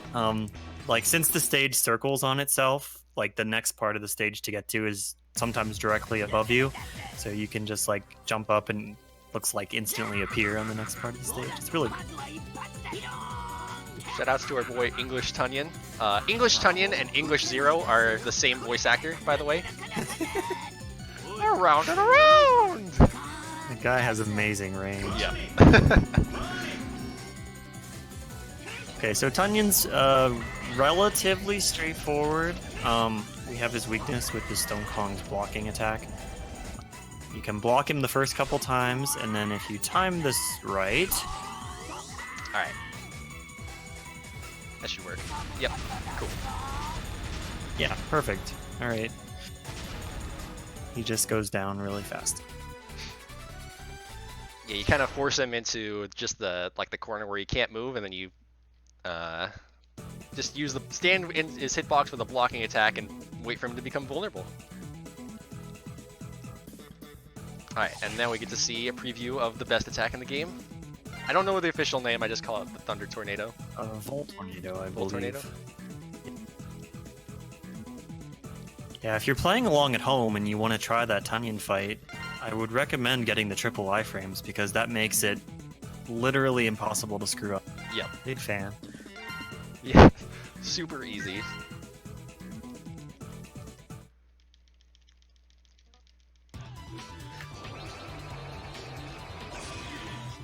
Alright. I don't have my splits up, so I just have to kind of remember where I'm going. Yeah, Borski's next. There's no real rhyme or reason to the next few boss orders. It's just kind of preference at this point. We have all the weapons we need. I just like to do Borski next because it's a short stage and you can get another health upgrade for 0 here. Just handy to have. Yeah, so this stage can be a nightmare, especially your first time through it. You have to drive over all of these bombs with the ride chaser to disarm them. And there's a couple later on that are really, really tricky, especially when you don't know they're coming.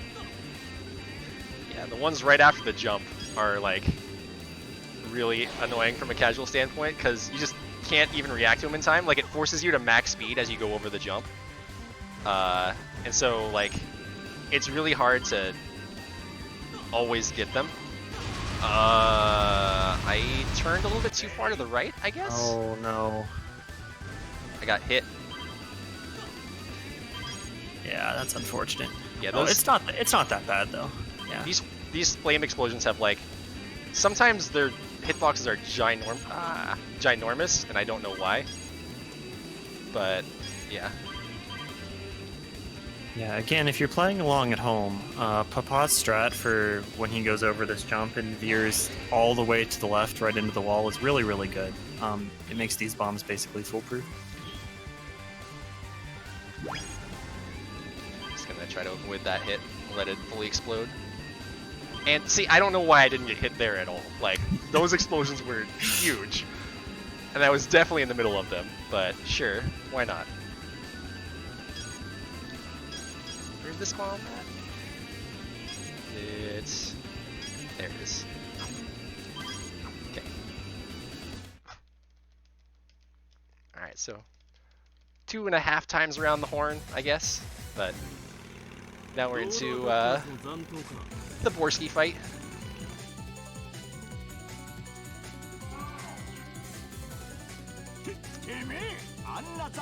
So Do you open with the tornado here? Yeah, tornado opening. Okay, so we're gonna get to see it then in all its glory. Well, for a split second because we can't. Yeah. Well, even so. There it was. Don't blink. Yeah. Might have missed it. Yeah, so then we switched to Axel for the explosion damage. Right, and you can see, even without the explosion, with just the base grenade launcher, sick damage. Yep. No U-Punk fight, or phases. It's good. Yeah. I actually don't mind if he runs you over, because then you can kind of force him into, trying to run you over a second time. And he can't do it, because he just pushed you into the corner. Also, shout out to the wheel. The gun that shoots wheels. The wheel is definitely the worst weapon in the game. You'll only ever see it on accident, just because it's just terrible.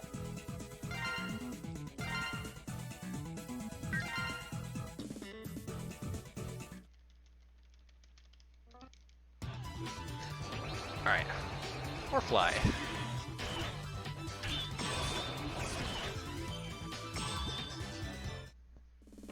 Warfly is it's a longer stage, and it has a lot of mid-bosses to it. Some of them are interesting, and some of them are not so much.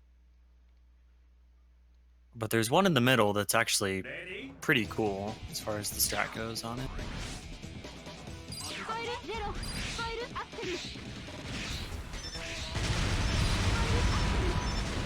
Nice combat roll. So we kind of teleport onto this boat, and it's already exploding. Like, we didn't even do anything, and the ship's already going down. That'll be kind of a theme for the rest of these ships as well. There's a couple of them that we actually do destroy, but... Oh, baby. This is the best mid-boss right here. Yep. The classic jet on a platform that just spins. And then you just tornado him, and he goes down. Yep. Yeah. I have questions. I don't think they have answers. No, this game doesn't have none of them answers will be for answered. you. Ah, we didn't make it. So, if you're fast enough, you can actually get over that wall with Axel, and that saves a little bit of time. It's one reason to get the dash speed upgrade. I guess this guy counts as a mid-boss. Like, Yeah, it's the three eels. They're technically mid-bosses. Yeah, again, Volt Tornado is pretty good, even Axel's version of it, so... Yep. Goes down pretty fast. Yes.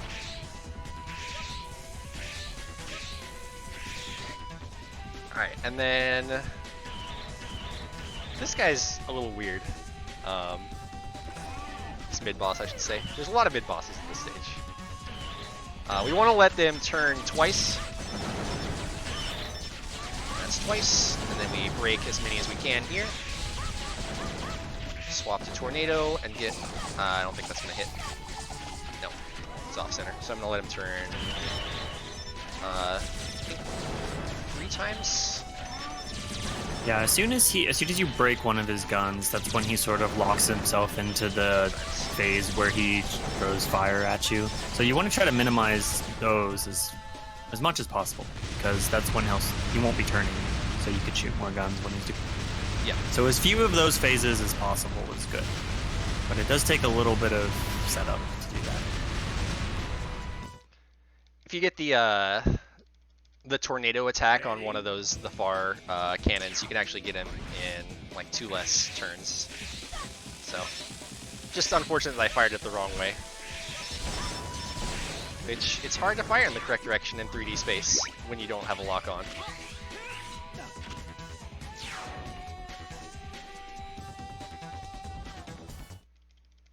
So Warfly here, not only are we going to be seeing the tornado here, but Warfly is actually weak to Volt Tornado, so he takes even more damage from it than most bosses. Yep. I think he takes 20 compared to 12 or something like that. I think it's 18 in comparison to... It's either 12 or 14 is the standard. That sounds right, yeah. But the thing is, every time you hit him with Volt Tornado, he's going to dive underwater. So Papada's going to be trying to also sneak in some extra hits while he's hanging out before he hits him with a Volt Tornado.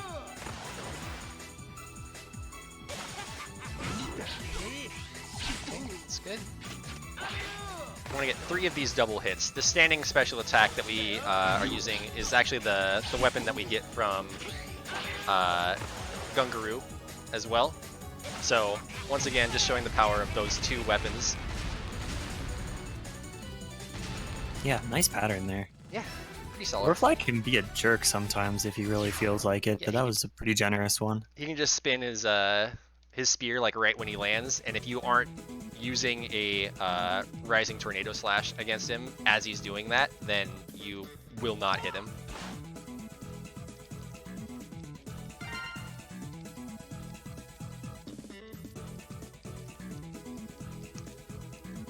Alright, we get the spear. We won't be seeing the spear, because the spear you can't use any of the other special weapons. You can only use its own attack. Yeah, which basically means you can't use Volt Tornado, so it's worthless. Yep. Like, it's really hard to understate how strong that ability is in this game. It does a ton of damage.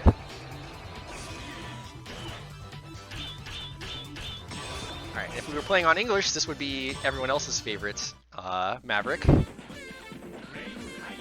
Yeah, unfortunately, he's pretty normal, like, for the most part in Japanese. Like, he's still crazy, but he's a lot more subdued. Yeah. And also, the audio looping doesn't happen nearly as much. Yep. Well, his audios are generally pretty short on the Japanese version, so it's harder for him to loop.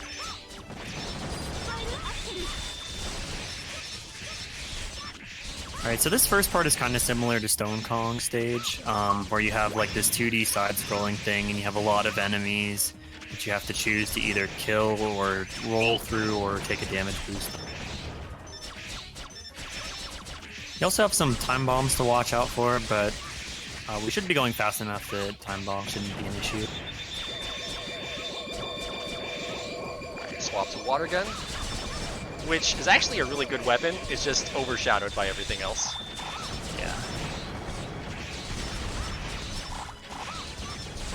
Basically one-shots these eels or whatever they are, so it's not bad. Yeah. Yeah, really good weapon, considering that it does a lot of damage very quickly and you can shoot twice, like in close succession. Alright, so to everyone who played this stage casually, I'm sorry for what I'm about to do.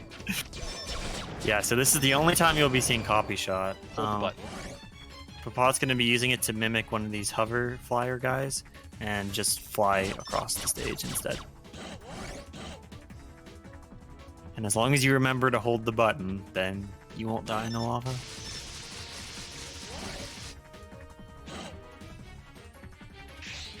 Alright. We made it.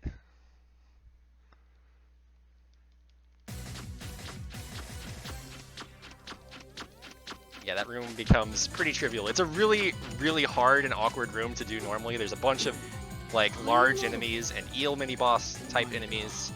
And the radio towers, which if they hit you, knock you down 100% of the time.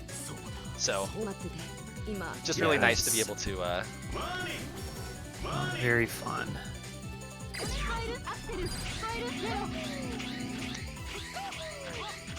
You want to kind of explain the buffer a little bit here?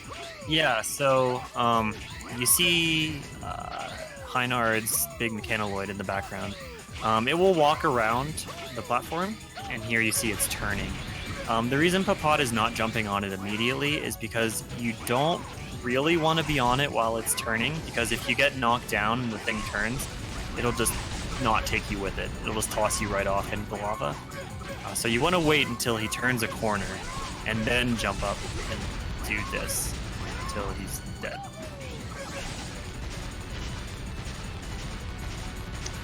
Pretty solid. I got him pretty quickly too.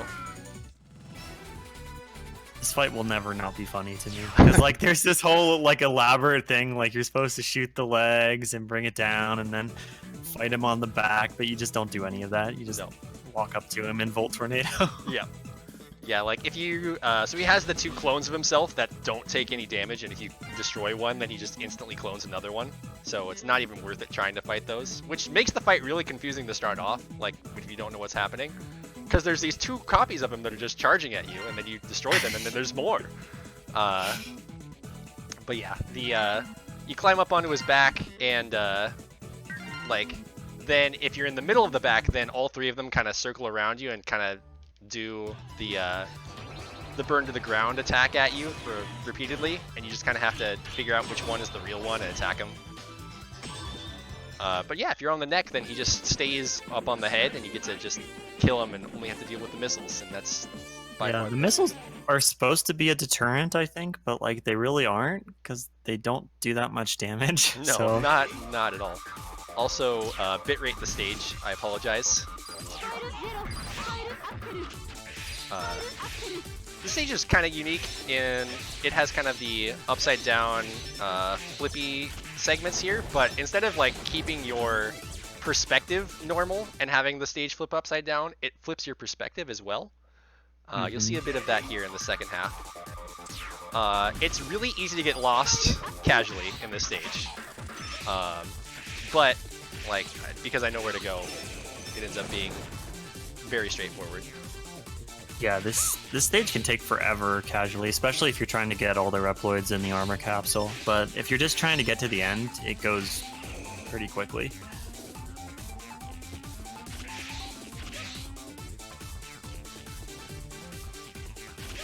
Oh, you're already there. Right there. Alright.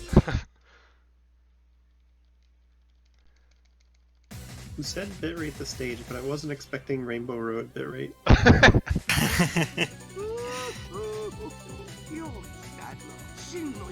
Yeah.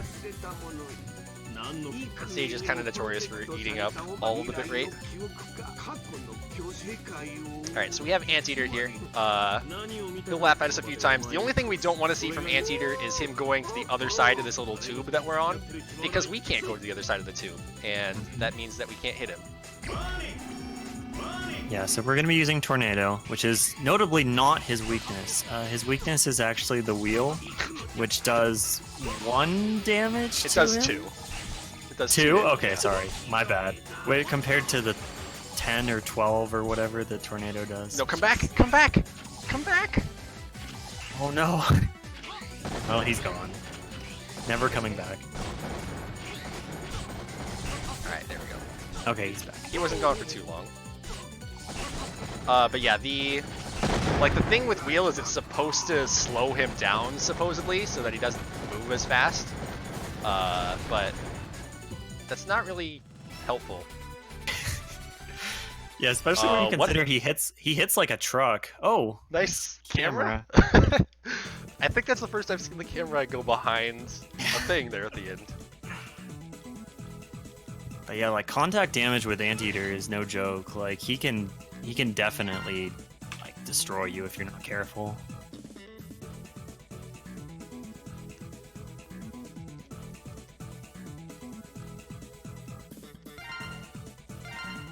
All right, and one Maverick stage left. Crow Ring. Everybody's actual favorite stage. Yeah. The stage is pretty fun to go through, but it's also pretty annoying if you die, and especially in the first segment, because there's this cutscene right at the start, and every time you die, you have to watch this cutscene again.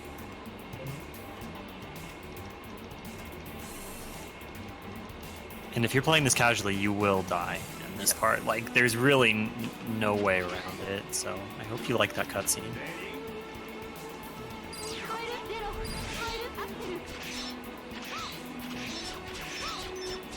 Yeah, so here's where we're hoping the dash upgrade is going to save a decent amount of time.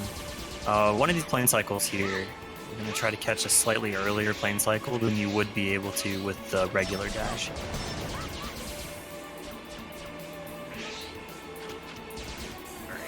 Oh, we got turned on the side, red plane, which is not good. Okay, we're fine. We missed the cycle, but yeah, that's the one right there. That orange jet that's in front of him. It's usually a lot harder with the red plane when it's turned on its side. It doesn't always happen, but occasionally it does.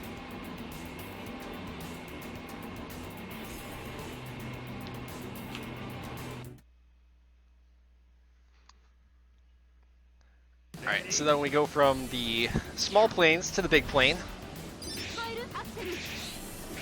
Kind of have to break in. That's not... Oh no. Yeah. Just... So, I should have just immediately swapped over instead of trying to be fancy with it. Whatever. Yeah, so breaking these turrets and then defeating this harpy enemy, I guess, are the prerequisites to opening the door. This enemy is hard to hit while it's flying around, so you just wait for it to dive you and then spawn a tornado on yourself. Alright, so then we broke into the plane, and now we have to just make our way through.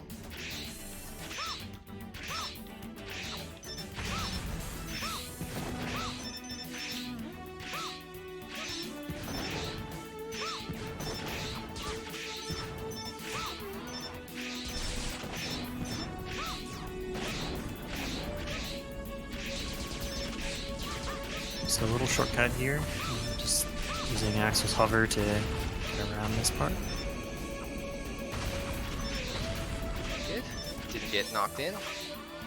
If Yeah, you, that can be scary. yeah. Those grenades will knock you down, and they can very easily knock you into the pit if you're not careful.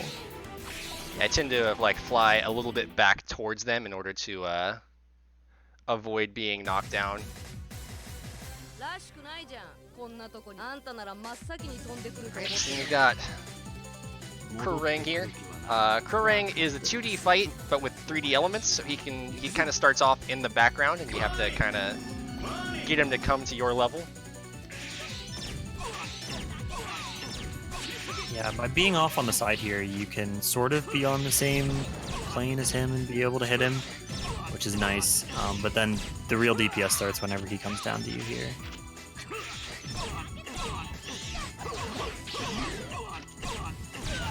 There we go. Saving the explosion for whenever he starts doing his fairly static, sort of in one spot attack. Yeah, you want to wait for him to be just kind of standing there doing an attack for a while, because it can hit him up to 4 times in quick succession if you fired at the right spot.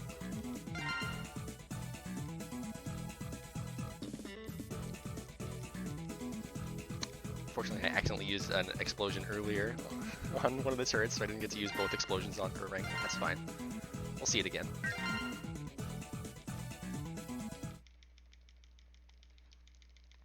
Alright, so we just got a cutscene that basically said, hey, X is going to be part of the fight now. Like, he's going to actually start trying, as opposed to just sitting on the sidelines and complaining about war. So he shows up on our menu here, and Alias tells us, hey, you can now select X. And we just totally ignore him, because he's terrible. No upgrades, not worth it.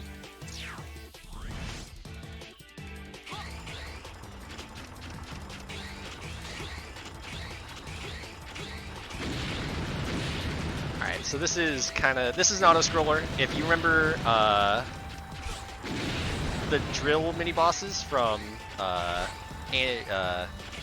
Armor Armadillo stage in X1, this is basically the same enemy, just chasing you down over 2 segments of an auto-scroller.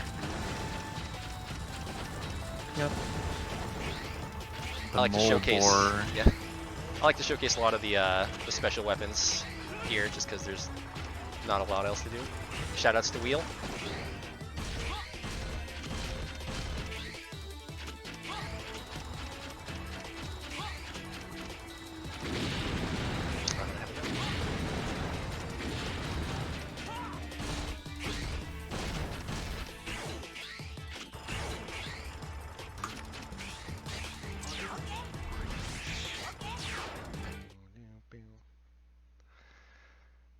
Okay, so that's the first half. Yep. There's more. Yep. Second part of the auto-scroller. Yeah, this part is actually, it can be a little scary, because they start throwing more and more pits and hazards in your way, but nothing too unmanageable here.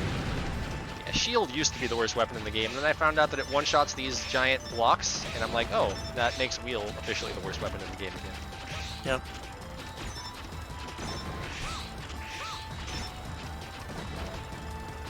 It's certainly a step down from the shield in the previous game, though. Yeah, definitely.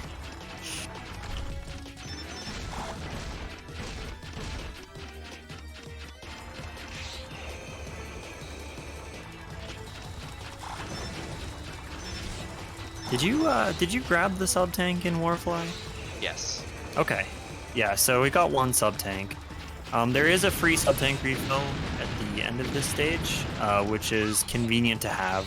You don't need it for any strats or anything, but it's nice to have a full sub tank just in case.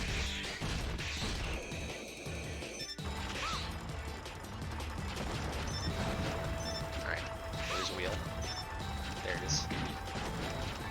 That's Wheel being terrible. And being forever before you can use another of any weapon.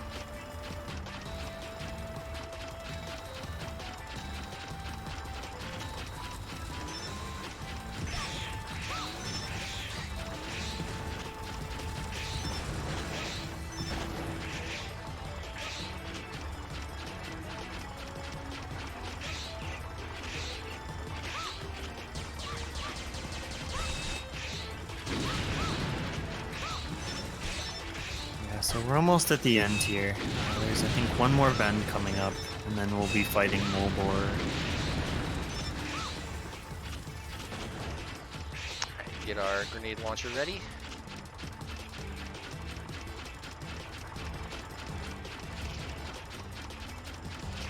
Yeah, the strat here is pretty neat, actually. Let's make him spin. You want to be... you're intended to be breaking his wheel part and then sort of hitting the drill part of his face to damage him. But you can just damage boost directly inside him and just skip that whole first part that I just did. Yep.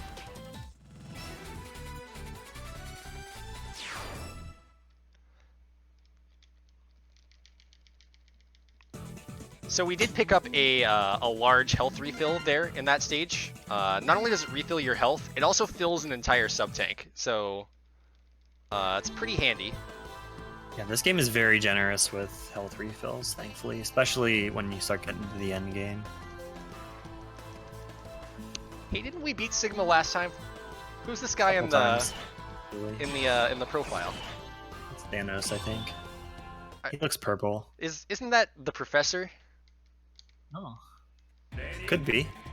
I don't know, I've never watched the cutscenes in this game. Well, if you play the English version, in the red cutscene, he's like, we've changed thanks to the professor. Oh, yeah.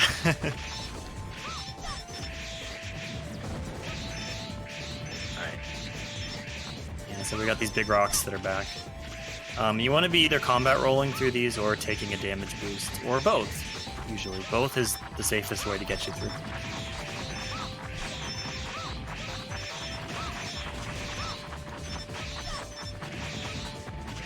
Alright. Here we go. It was Thanos all along. Yeah, those big rocks, they do quite a bit of damage and they knock you down, so it's just way better to take a smaller damage boost from like one of the Mets or the Bats to get through. So this is everybody's favorite boss. Red's actually pretty tough for the most part. He does a lot of damage, and he has a bad habit of teleporting around. And he's a little bit also awkward to know when you can actually hit him, because sometimes he's vulnerable and sometimes he's not. But we're going to be using a grenade launcher as well as Zero's Volt Tornado here. Okay, that should force a tornado cycle. Yep. So every time he does one of these tornado cycles, he's invulnerable for the period. Yeah, is it a certain amount of damage or a certain amount of hits that forces a tornado? I think it's a certain amount of... Sorry, I'm gonna try to not die. That's fine, yeah. A certain amount of damage. Where'd he go? There he is. Yeah, he'll also start spawning these clones once he falls around half or below. Okay, do this.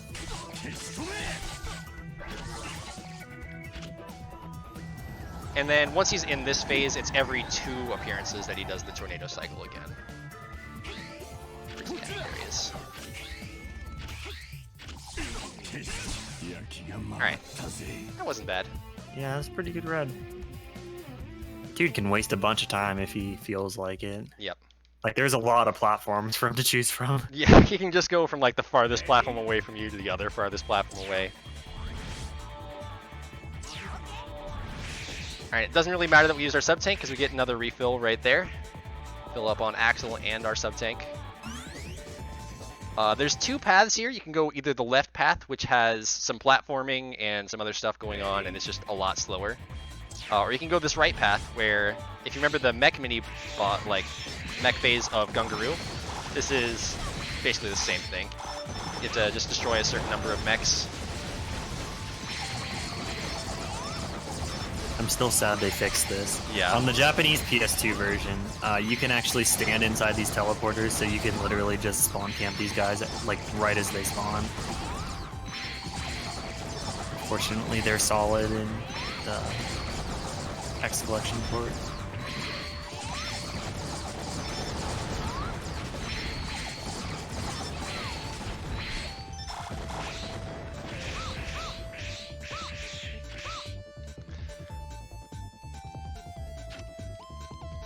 But yeah, that path is much faster than taking the platforming segment to the left. And then they both of those paths converge here in the dog room, which, say hi to the dogs. Hi, dogs. Say bye to the dogs. Hi, dogs. I like that they made one of them red just to distinguish him from the other two. The red ones breathe fire. Oh, that's right.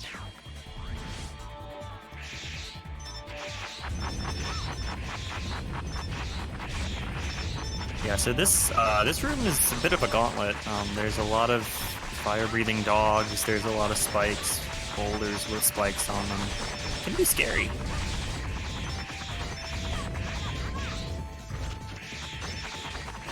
There is one thing that's nice about this game is that unlike most of the other X games, if you start a dash and then dash off of a ledge, it doesn't cut your dash immediately. Like it just sort of turns it into an air dash, which lets you get over some of these spike pits a little bit easier. It's handy sometimes and very unhandy at others. Yes.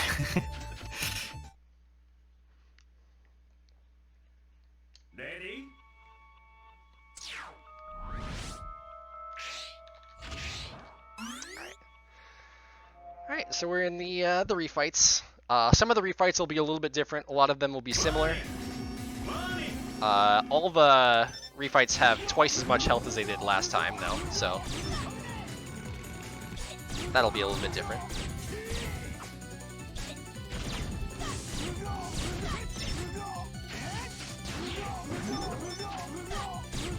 Yeah, so you do get a full, I believe it's a full health refill and an energy refill after all these bosses. So, Yes.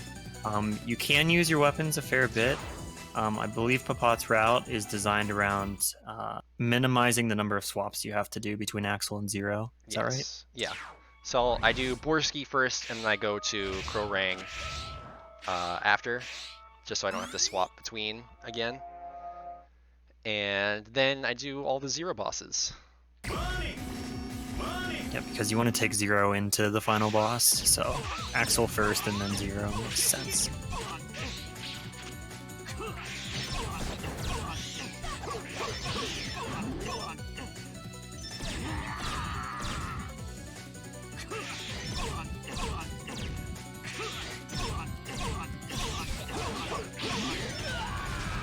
Not a bad Krorang. Yeah, sure. A little bit weird that he dove down and then went back up, but that's why I don't fire the explosion the first time, just to make sure that he does a ground attack and not fly away and waste half the damage of it.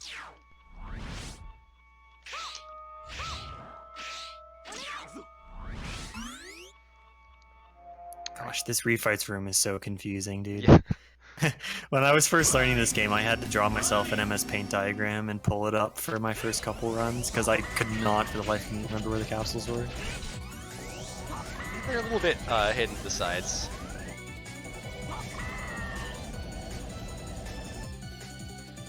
Time here, he's pretty much the same. You just need to do a couple extra hits because he has a little bit more health. Okay, that should work. It should work, he said. Oh no. Yeah, the positioning on this kill is a little bit tricky. But you can always fall back on using Tornado for pretty much anything. So. Yeah. Okay. Probably do Warfly next.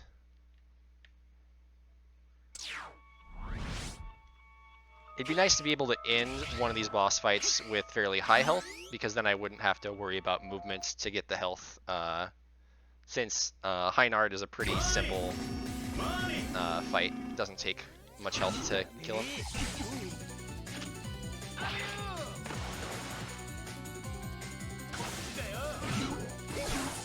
Yo, we got the double.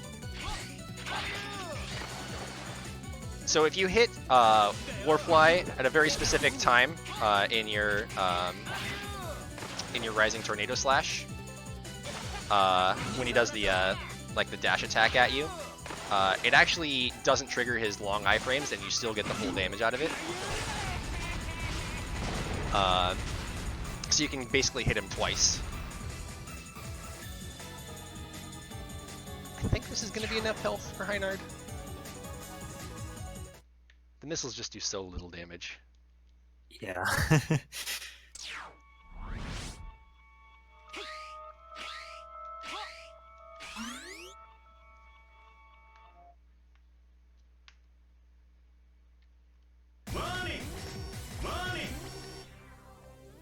Alright, so same concept as before. Just do a bit of a buffer to let the mech turn. We do have to do twice as much damage to him as last time, but it still gives us enough time before he starts his next turn to do the buffer this way.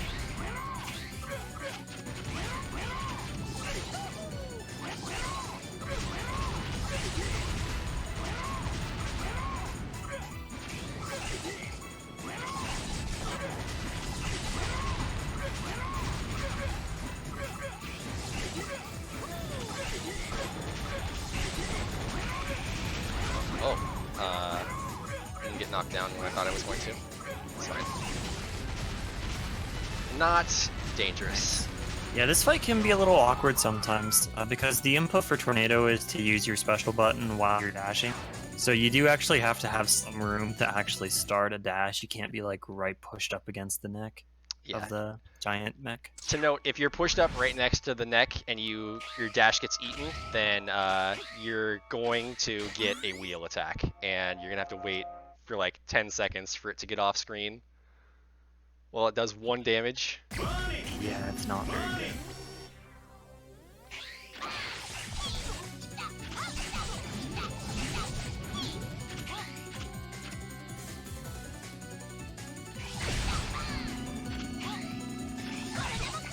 Oops, missed. It's fine.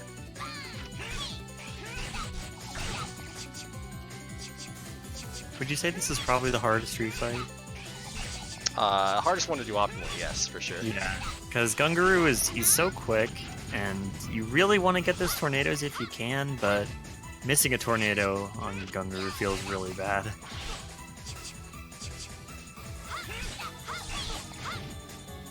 Alright, that feels like enough damage. Yeah, you can always fall back on Axel with grenade launcher, which is nice.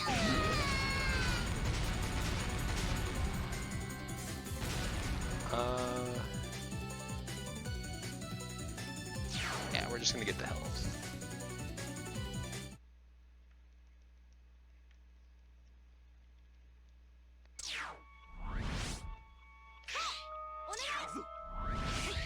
We'll do Stone Kong.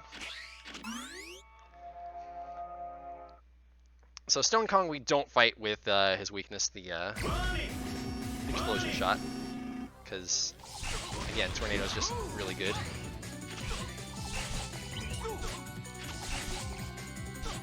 You deserve his health bar. I'm gonna go ahead and heal just to be safe. I pressed to the right. I did press. I pressed the D-pad to the right.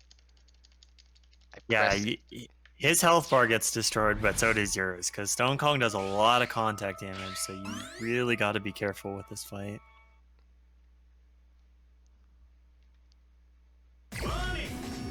It looks very easy. It looks like you just spam Tornado, and you kind of do, but...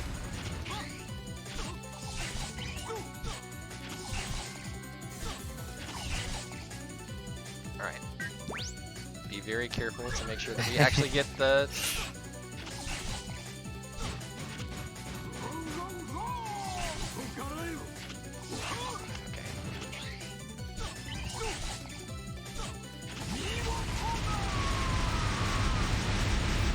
It's fine. It's fine. Don't even care.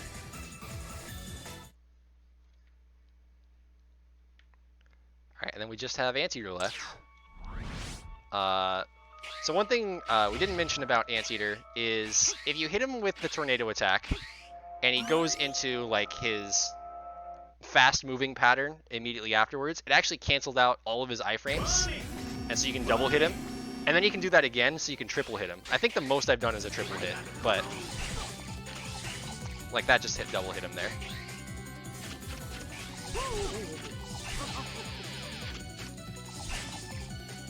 back.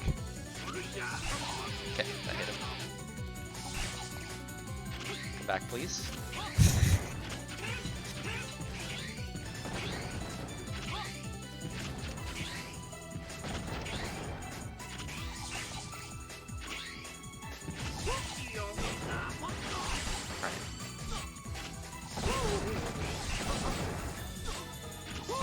Ooh.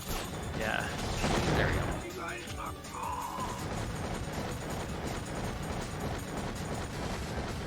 A little bit slow on that fight, but it's fine. Yeah, not much you can do when he decides to be jerky like that, unfortunately.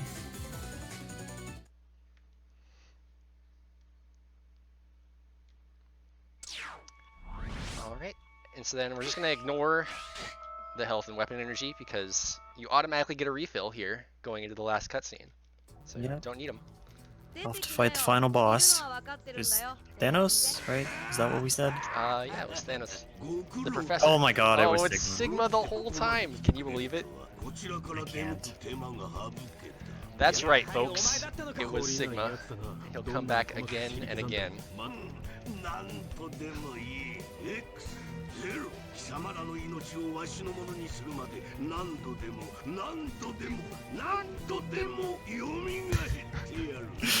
At least a couple of the Japanese cutscenes are good. Yeah. Alright, so we're hoping for one pattern in particular on Sigma here. That would be nice. He's guaranteed to start off with this, but he can do this for like as long as he wants, and we want to have it be as long as possible. Yeah, this can be the whole fight basically if he so deems it. Which looking good. Hit him. Yeah, there we go. Nice. Yeah, that boss can be absolutely terrible if he so chooses. Like, if he chooses to teleport and go into the background, you're just, oh, the nightmare. Yeah. So we did just see a really big Sigma in the last game, but this one's even bigger. It's his biggest Sig. Biggest Sigma. Alright, we're kind of hoping for Crotch Laser as the starting attack. Okay, we got it. Nice.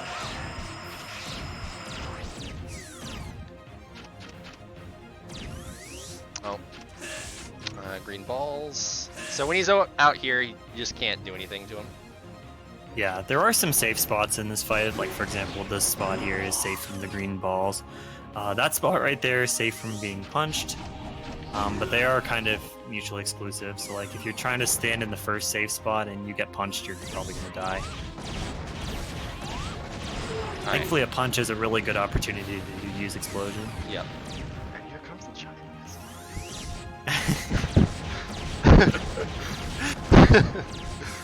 Alright, so timing ends as soon as this guy's health hits 0. Alright, go ahead and spin. A couple more times there, Sigma. As soon as he's done with the cheese balls. Alright, this is the best attack. And time. Nice. GG. GG. Thanks. Thanks for helping me do the commentary. Yeah, no problem. I didn't have a timer up, but I'm gonna assume it was kind of meh. Our timer shows 104.59. Really, 104. That was with. Didn't I die twice? I died in the Stone Kong refight. And you did an extra lap. Oh, you did? No, you died on the Borsky. Yeah, I died on Borsky. Okay. Yep. Yeah. And you had to do an extra lap the second time. So. Yeah. Yeah. Nice. Not too bad. But yeah. That was X7. I hope you all enjoyed. It's a fun game. Gets a lot more hate than it deserves, in my opinion. Do